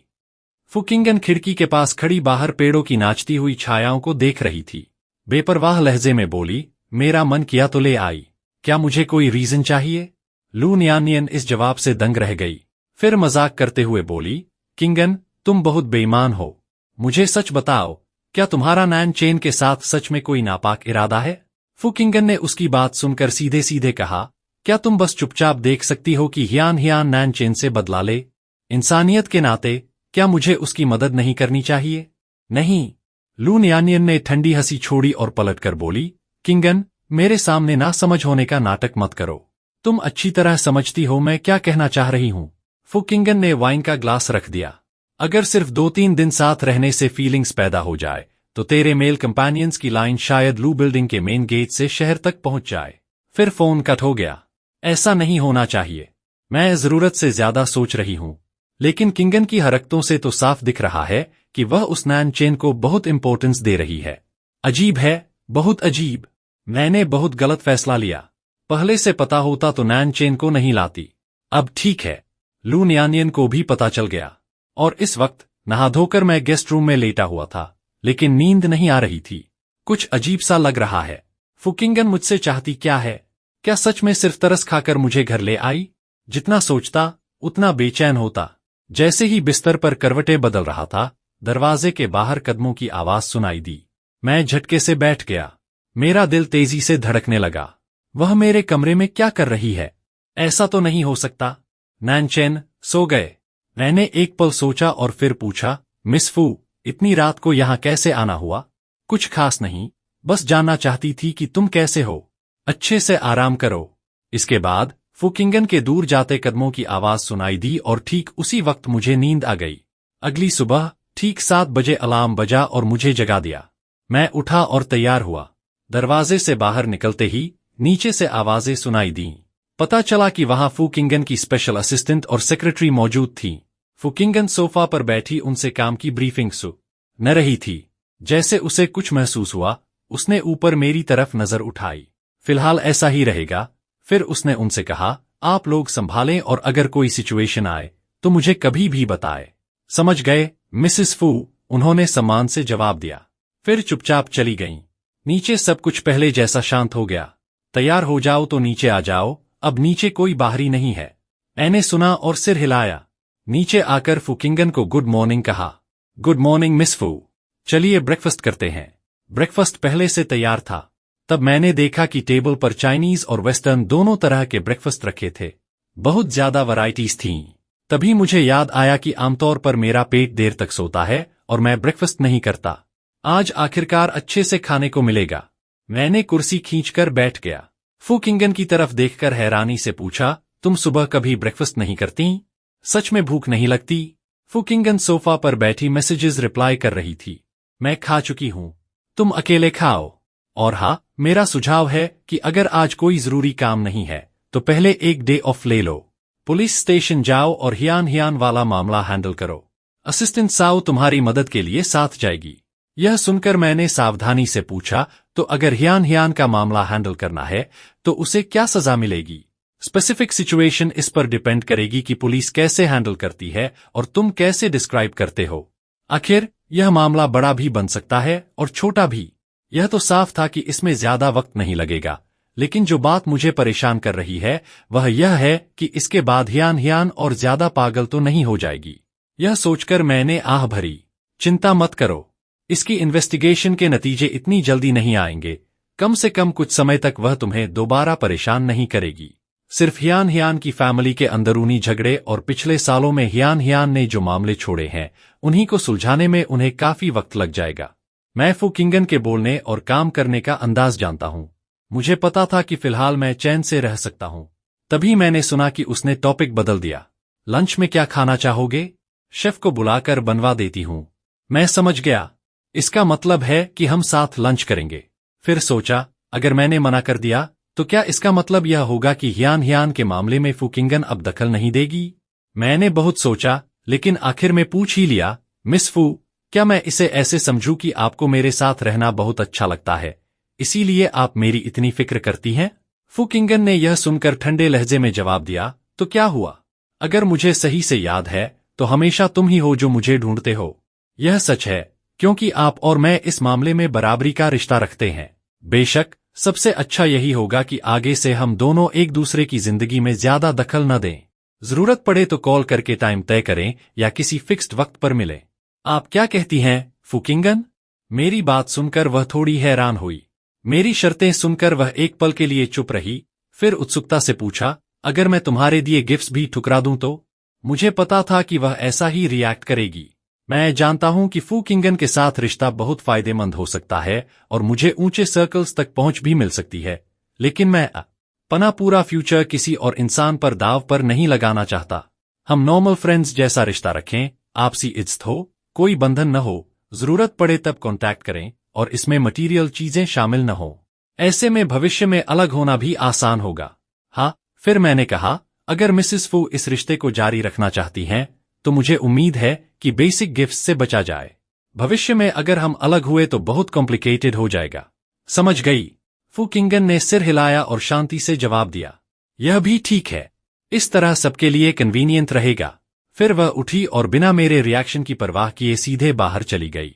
जब साओ किंगवे अंदर आए, मैं अपना सामान समेटकर असिस्टेंट साओ के पीछे जाने ही वाला था। मेरी हरकत देखकर उसने याद दिलाया, मिस्टर नैन, आपका घर अभी इंस्पेक्शन फेज में है। यह सुनकर मैंने अपना सामान रख दिया। भौं उठाकर पूछा, असिस्टेंट साओ, क्या यह मिस फू की मर्जी है? साओ मुस्कुराई, कुछ नहीं बोली।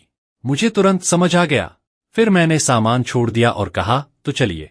जितनी जल्दी यह खत्म होगा उतनी जल्दी चिंता दूर होगी। चूंकि फुकिंगन ने मुझे तुरंत बाहर नहीं निकाला, इसका मतलब था कि उसने मेरी प्रपोजल स्वीकार कर ली है। जब अग्रीमेंट हो गई है तो फॉर्मल रहने की कोई जरूरत नहीं। गाड़ी गेट पर पहले से इंतजार कर रही थी। दिन की रोशनी में कॉम्प्लेक्स का नजारा और भी खूबसूरत दिख रहा था। गाड़ी में बैठने के बाद साओ किंगवे ने मुझे एक डॉक्यूमेंट दिया। यह मिस जियान की रात वाली स्टेटमेंट है। यह मामला स्टॉकिंग और इंटिमिडेशन पर फोकस करेगा। बाकी चीजों की ज्यादा चिंता मत करो, हम संभाल लेंगे। मैंने हियान की स्टेटमेंट पढ़ी, जिसमें लिखा था कि यह सिर्फ बॉयफ्रेंड गर्लफ्रेंड के बीच का एक मजाक था। मैंने ठंडी हंसी छोड़ी और कहा, मैं प्राइवेट सेटलमेंट एक्सेप्ट नहीं करता, अपने शुरुआती फैसले पर कायम हूं। वाइस डायरेक्टर ने भी यही कहा है और इस मामले को सुलझाने के लिए आपको एक लॉयर ढूंढने में मदद करेंगे। मैंने भौं उठाई और सोचा, सच में मुझे फू किंगन का शुक्रिया अदा करना चाहिए। इस मामले में उसे शामिल होने की कोई जरूरत नहीं थी, फिर भी उसने मेरी मदद के लिए दखल दिया। फिर मैंने सिर हिलाया। वाकई मुझे फू किंगन का शुक्रिया कहना होगा। आपकी मेहनत के लिए शुक्रिया, असिस्टेंट साओ। साओ किंगवे चुपचाप मेरे बगल में बैठी रही। पुलिस स्टेशन के करीब पहुंचने पर उसने मुझे याद दिलाया, मिस्टर हियान और मिसेस हियान कल रात आ गए थे। वे थोड़े बेचैन लग रहे थे। मेरी सलाह है कि आप सीधे उनसे न उलझें।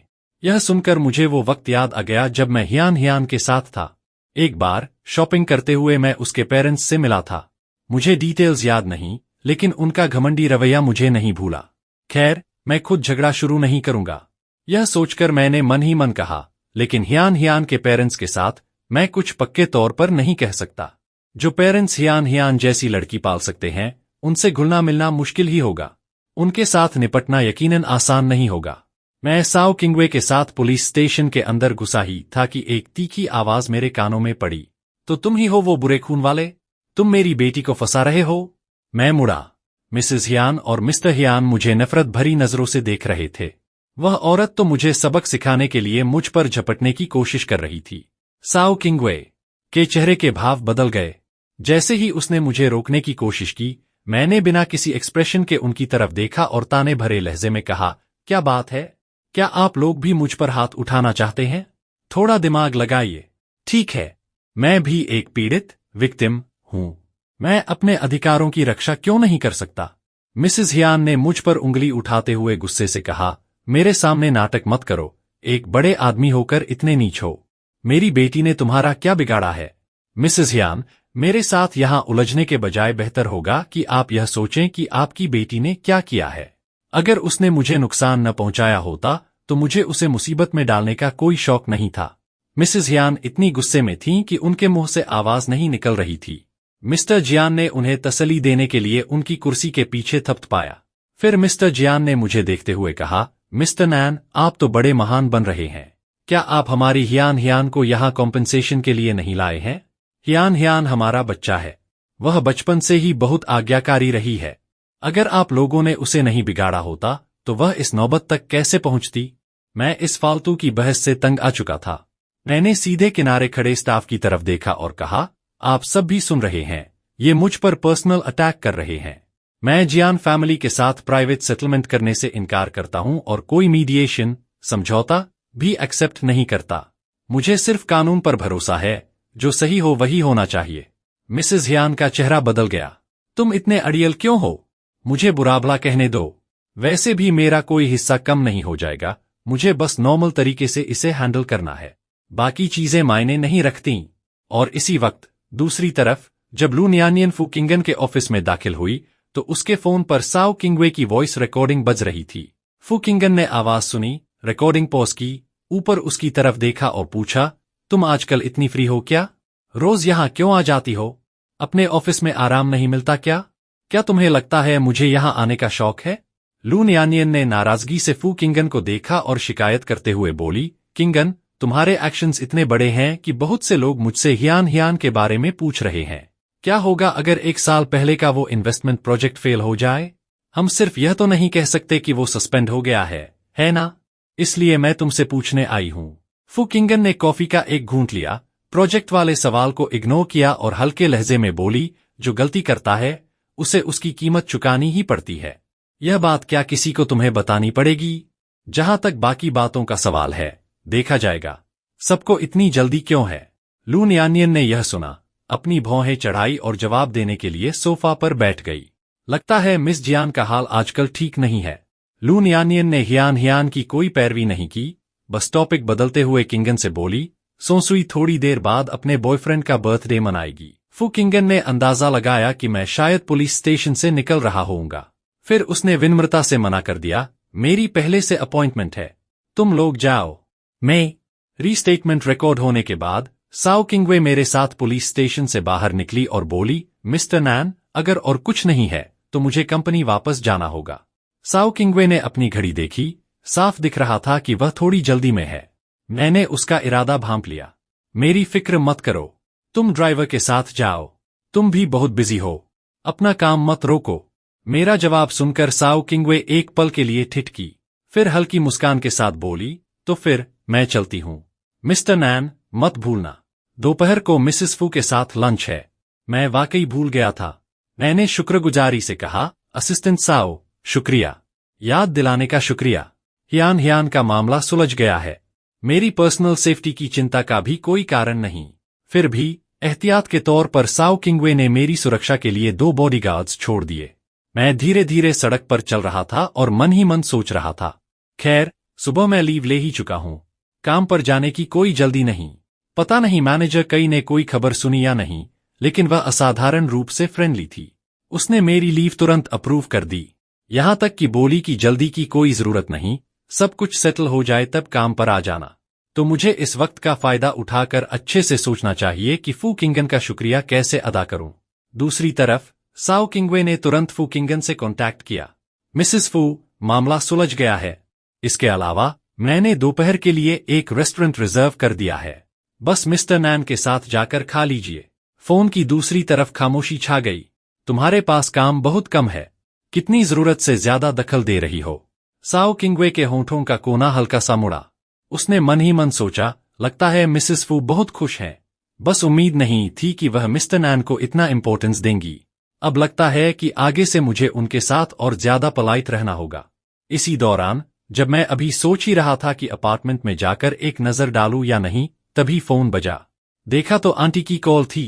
मैंने मन ही मन सोचा, आंटी क्यों कॉल कर रही हैं? कुछ जरूरत है क्या? फिर मैंने कॉल उठाया। हेलो आंटी, कैसे? कुछ चाहिए? मेरी आवाज सुनते ही आंटी हिचकिचाते हुए बोली, अचेन, तुम्हारे पास टाइम है? आंटी, बताइए क्या बात है? कुछ जरूरत हो तो बोलिए। फिर आंटी ने कहा, अरे मेरी तरफ से तो कुछ नहीं है, बात तुम्हारे ले की है। उसकी स्कूल में किसी से फाइट हो गई है, न वह खुद यहाँ है और न ही उसके पिता शहर में हैं। तुम्हें तकलीफ देनी पड़ेगी कि तुम एक बार जाकर देख लो।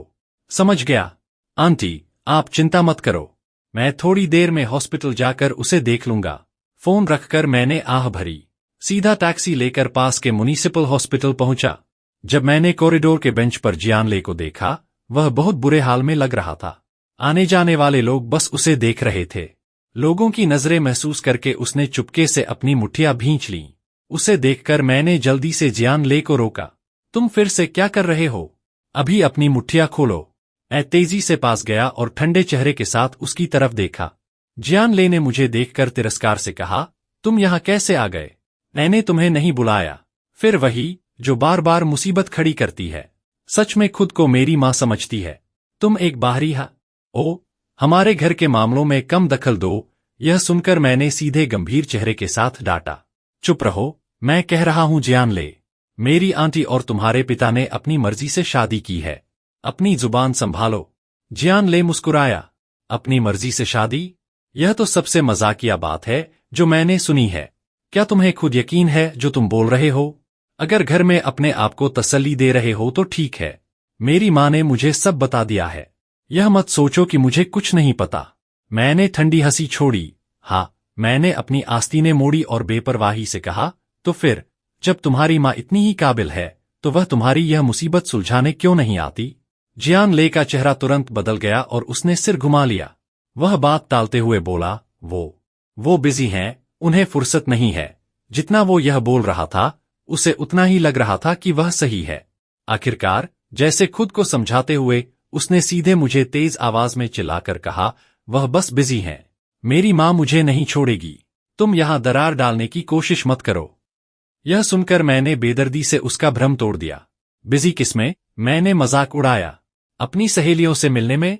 जियानले, मैं तुम्हें बता रहा हूं, बेहतर होगा कि तुम सुधर जाओ, वरना अगर बात सुलझ नहीं पाई और मामला बढ़ गया तो जिम्मेदारी लेनी पड़ेगी। मैं तुम्हारा ठेका नहीं लूंगा, तुम खुद देख लेना। मेरे ऐसा कहने पर जियानले की आंखें झपकीं। डॉक्टर ने कहा, सच में इतना सीरियस है? क्या मुझसे जिम्मेदारी मांगी जाएगी? उसने आह भरी। मैंने कहा, मुझे पूरी बात समझ आ गई है। जियानले, तुमने उसे सीधे सीढ़ियों से धक्का दे दिया? तुम्हारे पास दिमाग है या नहीं? अगर नहीं चाहिए तो किसी जरूरतमंद को दान कर दो। अगर उसके अंदरूनी अंगों, इंटरनल ऑर्गन्स में चोट आ गई या पैर में चोट लग गई और वह दोबारा बास्केटबॉल नहीं खेल पाया, तो तुम क्या हर्जाना दोगे? क्या उसे हमेशा के लिए अपाहिज बना दोगे? जियान ले धीमी आवाज में बुदबुदाया। मुझे क्या पता था कि वह सच में गिर जाएगा। मैंने उसे घूरते हुए ठंडे लहजे में कहा, लगता है जब तक पूरी तरह फंस नहीं जाते तुम सुधरोगे नहीं। थोड़ी देर में ईमानदारी से उससे माफी मांगना। शायद मेरी डांट ने जियान ले को डरा दिया था। उसने दोबारा कोई बहस नहीं की। मैंने सीधा उसे पकड़ा और कमरे का दरवाजा खटखटाया। अंदर जाने की इजाजत मिलने के बाद मैंने दरवाजा धकेला और अंदर गया। अंदर एक्साई याओ थी, जो मेरी जान पहचान वाली निकली। हियान मुझे कुछ बार उससे मिला चुकी थी। उन लोगों ने ही वो मीटिंग अरेंज की थी। मैंने उसे पहली बार उस क्लब में देखा था जिसे एक्साई याओ ने अभी अभी खोला था। यह हमारी पहली मुलाकात थी। हालांकि मेरे मन की घबराहट थोड़ी शांत हो गई थी, लेकिन मैं अभी भी परेशान था। आखिर यह एक्साई फैमिली का मामला था और यह बात कोई छोटी नहीं थी। क्या वाकई यह इतनी आसानी से सुलझ जाएगा? मैं सच में हार मान रहा हूं। यह मुसीबत की जड़ जियान ले उस इंसान से कैसे उलझ गया जिससे उसे कतई नहीं उलझना चाहिए था, मिस एक्साई? फिर मैंने सावधानी से पूछा। खिड़की के पास खड़ी एक्साई याओ ने आवाज सुनी। जब वह मुड़ी और उसने मुझे देखा तो वह भी थोड़ी हैरान हुई। नैन चेन कैसे आ गया? वाकई एक रेयर गेस्ट हो तुम। खैर छोड़ो, मैं किंगन से पूछ लूंगी। मैंने देखा कि एक्साई याओ का रवैया काफी शांत था, इसलिए मैंने अपने शब्द दो को ध्यान से चुना। मिस एक्साई, यह सब हमारी गलती है। सारी प्रॉब्लम्स हमारी वजह से हैं। अगर हमें कोई हर्जाना कॉम्पेंसेशन देना हो तो हम अपनी पूरी कोशिश करेंगे। एक्साई याओ हल्की सी हंसी और सिर हिलाया। मेरे अंकल का घर में इकलौता बेटा है। बचपन से पूरी फैमिली ने उसे किसी खजाने की तरह लाड़ प्यार दिया है। अब तो उसे बास्केटबॉल मैच से भी हटना पड़ रहा है। पता नहीं इस हालत में वह आगे बास्केटबॉल खेल भी पाएगा या नहीं। तुम लोग क्या हर्जाना दे सकते हो? जियान ले बेवकूफ होकर भी समझ गया कि सामने खड़ी औरत से निपटना आसान नहीं है। पहली बार वह एकदम चुप था। इस वक्त मैंने भी कुछ नहीं कहा। मेरा दिमाग तेजी से दौड़ रहा था। एक्साई याओ ने मुझे और जियान ले को देखा और उत्सुकता से पूछा, तुम दोनों का क्या रिश्ता है? मैं सन्न रह गया। फिर मैंने खुद को संभाला और जवाब दिया, यह मेरे भाई जैसा है ना? लेकिन तुम्हारा यह भाई तुम्हें भाई की तरह ट्रीट नहीं करता लगता। तुम बाहर जाओ पहले। मुझे तुम्हारे भाई से कुछ पूछना है। तुम पहले बाहर जाओ, एक्साई याओ ने जियान ले से रूखे स्वर में कहा। जियान ले बिना पीछे मुड़े तुरंत बाहर निकल गया। साफ था कि उसने सारी जिम्मेदारी मुझ पर डाल दी थी। अगर मेरी आंटी की बात न होती तो मैं इस एहसान फरामोश इंसान के साथ एक पल भी नहीं बिताना चाहता। मुसीबत के वक्त सबसे तेज यही भागता है। अब यहाँ सिर्फ मैं और एक्साई याओ ही बचे थे। एक्साई याओ सोफा पर बैठी थी और उसने पूछा, क्या हियान वाले मामले से तुम्हारा कोई लेना देना है? मुझे उम्मीद नहीं थी कि वह जियान ले को डांटने के बजाय सबसे पहले हियान की बात करेगी। मैंने जवाब दिया, हाँ, कुछ लेना देना है। क्या हुआ? यह सुनकर एक्साई याओ ने नजर उठाई और मुझे ध्यान से देखा। लेकिन मुझे यह कहना पड़ेगा कि मेरे सामने जो आदमी है वह वाकई हैंडसम है। हमें हर्जाने के पैसों की कोई कमी नहीं है, लेकिन मैं तुम पर यह एहसान कर सकती हूँ। मैं तुम्हारे और तुम्हारे भाई के लिए मुश्किलें खड़ी नहीं करूंगी। मैं खुशी से भर गया। क्या मिस एक्साई सच कह रही हैं? आपका बहुत बहुत शुक्रिया। आप फिक्र मत कीजिए, हम यह पक्का करेंगे कि आगे से वह सुधर जाए। एक्साई याओ हल्की सी हंसी। गलत मत समझो, मैं यह सब फू किंगन के लिए भी कर रही हूँ। मैं सन्न रह गया तो यह फू किंगन की वजह से था। इसीलिए एक्साई याओ इतनी आसानी से मान गई। वरना एक्साई फैमिली के मिजाज को देखते हुए मेरे इस अच्छे भाई के लिए हाई स्कूल खत्म करना नामुमकिन हो जाता। बिना क्रिमिनल रिकॉर्ड के तो यह हो ही नहीं सकता था। मैंने एक्साई याओ की तरफ देखा। मुझे समझ नहीं आ रहा था कि क्या कहूँ। फिक्र मत करो, मेरा कोई नुकसान नहीं होगा। वैसे भी मेरी आंटी अभी डॉक्टर के पास है। इस मौके का फायदा उठाओ और अपने भाई को यहाँ से ले जाओ, वरना बाद में मेरे लिए बीच बचाव करना मुश्किल हो जाएगा। मिस एक्साई, मैं इस एहसान को हमेशा याद रखूंगा। एक्साई याओ ने शरारत से मुस्कुराते हुए मेरी तरफ देखा। जब मैं कमरे से बाहर निकला, उसने अपने फोन से फू किंगन को एक मैसेज भेजा। कमरे से बाहर आते ही मैंने देखा कि जियान ले दूसरी तरफ खड़ा अपने फोन में लगा था। जियान ले ने सिर उठाया और मुझे एक उदास चेहरे के साथ देखा। उसने अपन मुंह में च्युइंग गम का एक बुलबुला बनाया। क्या हुआ? वह बेपरवाह था। क्या अब हम जा सकते हैं? मैंने उसे घूरा और सीधा कहा, मुझे तुम्हारे पचड़े में पड़ना ही नहीं चाहिए था। यह कहकर मैंने उसे इग्नोर किया और खुद आगे बढ़ने लगा। जियान ले एक पल के लिए सुन रह गया और फिर तुरंत मेरे पीछे आया। अरे, तुम्हारा क्या मतलब है? क्या तुम्हें मेरी वजह से हुई परेशानी से दिक्कत है? तो तुम अभी भी जा सकते थे। क्या मैंने कहा था कि मेरी फिक्र करो? मैंने एलिवेटर का बटन दबाया। उसकी बात सुनकर मैंने उसे ऊपर से नीचे तक देखा और तंज करते हुए कहा, तुम अब बहुत काबिल बन रहे हो। मैं देख रहा हूं कि तुम यहां चिल्ला रहे हो। यह सिर्फ इसलिए है क्योंकि तुम अभी छोटे हो और तुम्हें लगता है कि इसका कोई नतीजा नहीं होगा। मैं तुम्हें एक सच बता दूं, अगर मेरी आंटी ने मुझे फोन नहीं किया होता तो मैं यहां एक कदम भी नहीं रखता। जाहिर है, जियान ले जानता था कि मैं उसके नखरे नहीं सहने वाला। वह मुझे पहली बार देखने के बाद से ही मुझसे नफरत करता था। अब मुझे देखकर मेरे शब्द उसे छुरियों की तरह चुभ रहे थे, जिससे उसे और भी ज्यादा बेचैनी हो रही थी। फिर उसने पलटकर कहा, क्या तुम खुद को बहुत महान समझते हो? उस औरत ने तुम्हें अभी जो नजर से देखा, यह मत सोचो कि मैं कुछ समझता नहीं। कैसी नजर?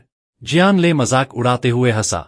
तुम बिल्कुल अपनी आंटी जैसे हो, सुंदर लेकिन परेशान करने वाले। तुम लोगों को चिढ़ाते हो। मैंने ठंडी हंसी छोड़ी। इसका कोई इलाज नहीं है। तुम खुद हैंडसम नहीं हो, तो इसमें किसकी गलती है? मेरी बात सुनकर जियान ले गुस्से से पीला पड़ गया। एलिवेटर आ गया। मैंने जियान ले की तरफ देखा, जो अंदर जाने से मना कर रहा था। चाहे तुम्हें कितनी भी नफरत क्यों न हो, आज जिसने तुम्हें बचाया वह वही इंसान है जिससे तुम नफरत करते हो। यह कहकर मैंने सीधे एलिवेटर का दरवाजा बंद कर दिया। तब जाकर मैंने दीवार का सहारा लेकर राहत की सांस ली। मैंने सोचा कि जियान ले तो मेरे खिलाफ था ही, लेकिन इस सब में अगर कोई सबसे ज्यादा परेशान था तो वह मेरी आंटी थी। इस दुनिया में वह मेरी इकलौती फैमिली है। अगर मैं कर पाता तो मैं भी उन्हें किसी मुश्किल में नहीं डालना चाहता, लेकिन जितना जियान ले को ढील दूंगा वह उतनी ही हिम्मत दिखाएगा। हॉस्पिटल के दरवाजे पर पहुंचकर मैंने देखा कि जो लोग अभी अभी अंदर आ रहे थे उन्होंने अपने छाते बंद कर लिए थे। पता नहीं हल्की बारिश कब शुरू हो गई थी। मैंने गीली जमीन की तरफ देखा। मुझे उम्मीद नहीं थी कि आज मेरी किस्मत इतनी खराब होगी। अभी मेरे सिर में दर्द ही हो रहा था और मैं सोच रहा था कि यह बारिश कितनी देर चलेगी। तभी मेरा फोन बज उठा। फोन उठाते ही मैंने असिस्टेंट साउ की आवाज सुनी। मिस्टर नैन, क्या कोई बात हो गई है? जो मैंने फू किंगन की तरफ एक नजर डाली, जो पहले से ही रेस्टोरेंट एरिया में इंतजार कर रही थी। नैन चेन आखिर क्या कर रहा है? वह डायरेक्टर फू को इतनी देर तक इंतजार कैसे करवा सकता है? वैसे तो वह ऐसा इंसान नहीं है जो अपनी जिम्मेदारियों को न समझे। मैंने फोन देखा और तब मुझे याद आया कि दोपहर को मेरी फू किंगन के साथ अपॉइंटमेंट थी। लेकिन मैंने जल्दी से खुद को संभाला और असिस्टेंट साउ से कहा, मैं डायरेक्टर फू के लिए खुद खाना पकाना चाहता हूँ। मैं बाहर इंग्रेडिएंट्स खरीद रहा हूँ और मुझे एक काम भी निपटाना है। मैं बाद में खुद डायरेक्टर फू से कॉन्टैक्ट कर लूंगा। आप चिंता मत कीजिए। साउ ने राहत की सांस ली और जवाब दिया, ठीक है मिस्टर नैन, डायरेक्टर फू के साथ अपनी अपॉइंटमेंट मत भूलिएगा। फू किंगन को कुछ मिनट पहले ही एक्साई याओ का मैसेज मिला था, लेकिन उसने कोई ज्यादा रिएक्शन नहीं दिया। सॉरी, दोपहर को कुछ अचानक काम आ गया। मैं तुम्हारी अपॉइंटमेंट मिस कर दूंगा। क्या रात के लिए कुछ डिनर तैयार करूं? तुम्हें क्या पसंद है? मेरा मिजाज जो पहले थोड़ा चिड़चिड़ा हो रहा था, इस वॉइस नोट को सुनकर न जाने कैसे शांत हो गया। फिर उसने अपने लाल होंठ मोड़े और बोली, ठीक है, तुम जो भी पकाओगे मुझे पसंद आएगा। मैं ज्यादा नखरे नहीं करती। यह मैसेज पढ़कर मुझे हंसी आ गई। मैं कुछ बनाता हूँ। मुझे बहुत सी डिशेस बनानी नहीं आती। अच्छा है फू किंगन ज्यादा पिकी नहीं है, वरना मुझे बाहर से किसी की मदद लेनी पड़ती। फिर मैंने जवाब दिया, मैं पूरी कोशिश करूंगा कि तुम्हें डिनर पसंद आए। थोड़ी देर बाद उस औरत ने फिर से जवाब दिया। इस बार भी यह एक वॉइस मैसेज था। मैंने उसे सुनने के लिए थोड़ी शांत जगह ढूंढी। डिनर करने से ज्यादा मैं चाहती हूं कि तुम मेरे पास रहो। मैं एक पल के लिए सन्न रह गया। फू किंगन की इस बात ने मुझे सच में निशब्द कर दिया था। शुक्र है फू किंगन ने इसके बाद और मैसेज नहीं भेजे, वरना मुझे सच में बहुत अजीब महसूस होता। जैसे ही मैंने राहत की सांस ली, मैंने देखा कि कोने से 2 सूट पहने बॉडीगार्ड्स मेरी तरफ आ रहे हैं। मेरे दिमाग ने कहा कि मुड़कर वापस हॉस्पिटल जाऊं और पुलिस को कॉल करूं, लेकिन तब तक वे बॉडीगार्ड्स तेजी से मेरे पास आ चुके थे। मिस्टर नैन, हम वही बॉडीगार्ड्स हैं जिन्हें स्पेशल असिस्टेंट साउ ने आपके लिए असाइन किया है। हमने देखा कि आपके पास छाता नहीं है, तो क्या आप चाहेंगे कि हम आपको आपकी मंजिल तक छोड़ दें? मैं थोड़ी देर के लिए सुन खड़ा रहा। तो तुम लोग मेरा पीछा कर रहे थे?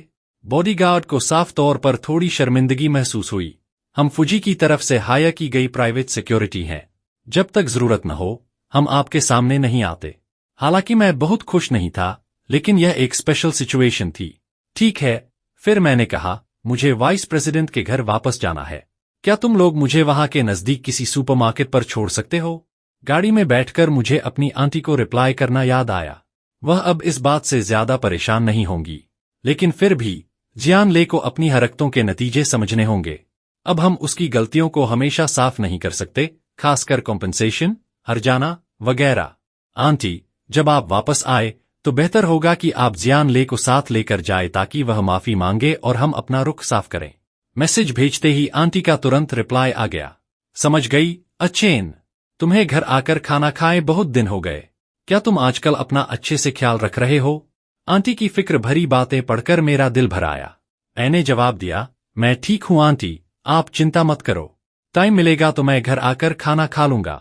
रात को जब किंगन की अचानक एक मीटिंग आ गई और उसने साओ किंगवे को मुझसे कांटेक्ट करने को कहा, तब मैं सुपरमार्केट में ग्रोसरीज खरीद रहा था। साओ किंगवे की कॉल बिल्कुल सही समय पर आई। वाइस प्रेसिडेंट की अचानक एक मीटिंग आ गई है और उन्होंने मुझे आपसे कांटेक्ट करने को कहा है।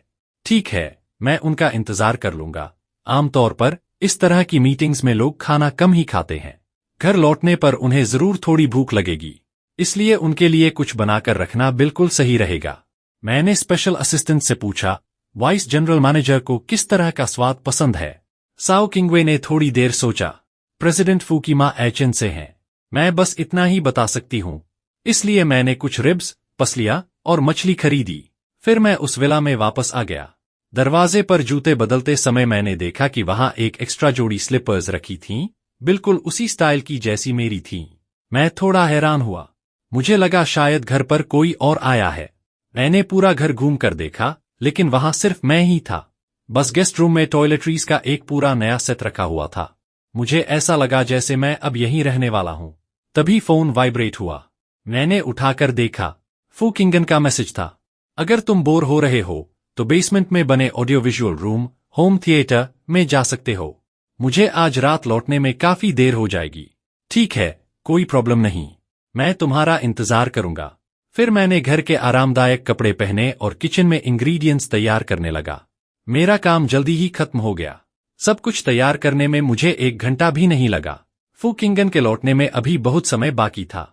बोरियत मिटाने के लिए मैं घर में इधर उधर घूमने लगा। मुझे पहले लगा था कि घर में सिर्फ 2 ही फ्लोर्स हैं, लेकिन फिर मुझे पता चला कि अंदर का एलिवेटर नीचे भी जाता है, जहां एक पूरी नई छिपी हुई दुनिया थी। अफसोस कि फू किंगन ज्यादातर समय घर पर नहीं रहती। मैंने स्टडी रूम को छोड़ दिया, लेकिन कॉरिडोर के आखिर में मुझे एक म्यूजिकल इंस्ट्रूमेंट रूम मिला। मुझे सच में उम्मीद नहीं थी कि फू किंगन को पियानो बजाना आता होगा। वाओ, मैंने हैरानी से कहा और फिर ऑडियो विजुअल रूम में चला गया। मैंने एक फेमस मूवी लगाई। थोड़ी देर देखते देखते मुझे नींद आने लगी। दूसरी तरफ फू किंगन, जो अपने गेस्ट्स को अटेंड कर रही थी, चुपचाप अपना फोन देख रही थी। आसपास के लोगों ने फू किंगन की हरकत को नोटिस किया। प्रेसिडेंट फू पूरी रात से अपना फोन देख रही हैं। क्या कोई बहुत जरूरी बात है? चूंकि फू किंगन को कभी कोई प्रॉब्लम नहीं होती, इसलिए किसी ने यह नहीं सोचा कि कोई मुश्किल बात होगी। कुछ खास नहीं है, बस कल रात मुझे एक बड़ा सा कुत्ता मिला था। मैं बस यह सोच रही हूं कि कहीं वह घर पर बोर तो नहीं हो रहा होगा। वहां मौजूद सब लोग बहुत समझदार थे। उन्होंने एक दूसरे की तरफ देखा और फिर उस बारे में बात नहीं की। सेकेंड राउंड किसी और जगह होगा। जब फू किंगन घर लौटी तो रात काफी हो चुकी थी। टेबल पर 4-5 डिशेज रखी हुई थीं। उसने एक नजर डाली। पता चला कि वो सब उसकी पसंद की थीं। ऑडियो विजुअल रूम में जब मैंने आंखें खोलीं तो मुझे उस औरत की ओचित जैसी खुशबू महसूस हुई। मिस फू किंगन मुझे जगाने के लिए झुक रही थी। तुम आ गईं। खाना ठंडा हो गया होगा, अब अच्छा नहीं लगेगा। फू किंगन ने मेरा इतना कैजुअल और नेचुरल रवैया देखा। वह हल्के से हंसी और बोली, कोई बात नहीं, मैं इसे गर्म कर लूंगी। मैंने सिर हिलाया। फिर मैंने कहा, मैं तुम्हारे लिए हैंगओवर उतारने के लिए थोड़ा सूप बना देता हूं। तुम्हारे कपड़ों से अल्कोहल की महक आ रही है। मैंने तुरंत सूंघ लिया था। मैंने आज ज्यादा नहीं पी। फू किंगन ने हैरानी से पूछा, इतने तेज हो? क्या तुम सूंघ कर बता सकते हो कि यह कौन सी वाइन है? मैंने एक पल सोचा, फिर जवाब दिया, विंटेज ड्राई रेड वाइन। फू किंगन अचानक मेरे बहुत करीब आ गई।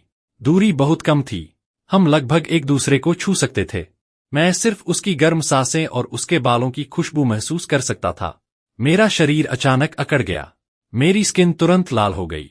फू किंगन ने मेरा रिएक्शन देखा।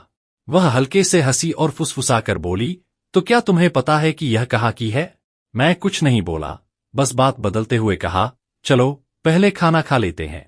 मिस फू, आज रात नहीं? उसने उत्सुकता से पूछा। तुम्हें ये डिशेस बनाने का ख्याल कैसे आया? क्या तुम्हें पसंद नहीं? बेशक मुझे पसंद है। तुम जो भी बनाते हो मुझे पसंद है। लिविंग रूम में वापस आकर मैंने सुझाव दिया, मुझे लगता है तुम्हें पहले नहा लेना चाहिए और थोड़ा रिलैक्स करना चाहिए। आज तुमने पूरा दिन काम किया है और तुम थक गई हो। फू किंगन ने सिर हिलाया।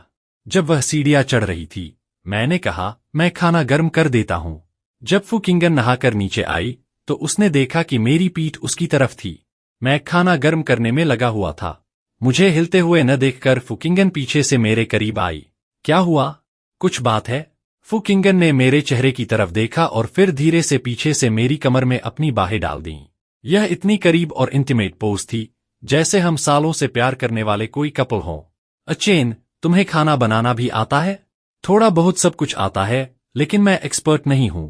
मैंने यूनिवर्सिटी के दौरान एक रेस्टोरेंट में पार्ट टाइम काम करते हुए यह सब सीखा था। काम करते हुए? तुमने यूनिवर्सिटी में हमेशा पार्ट टाइम काम किया? मैंने सिर हिलाया। हाँ, हमने अपने होम टाउन का घर बेच दिया था, लेकिन एच सिटी के सेंटर में एक अच्छा घर खरीदने के लिए अभी भी बहुत मेहनत करनी पड़ती है। आखिर डेकोरेशन और बाकी चीजों में पैसे लगते हैं। इसलिए यूनिवर्सिटी के दौरान मैंने पढ़ाई भी की और पार्ट टाइम काम भी किया। मुझे लगा था कि फू किंगन मेरी फैमिली सिचुएशन के बारे में पूछेगी। शुक्र है उसने नहीं पूछा, बस अचानक मुझे छोड़ दिया।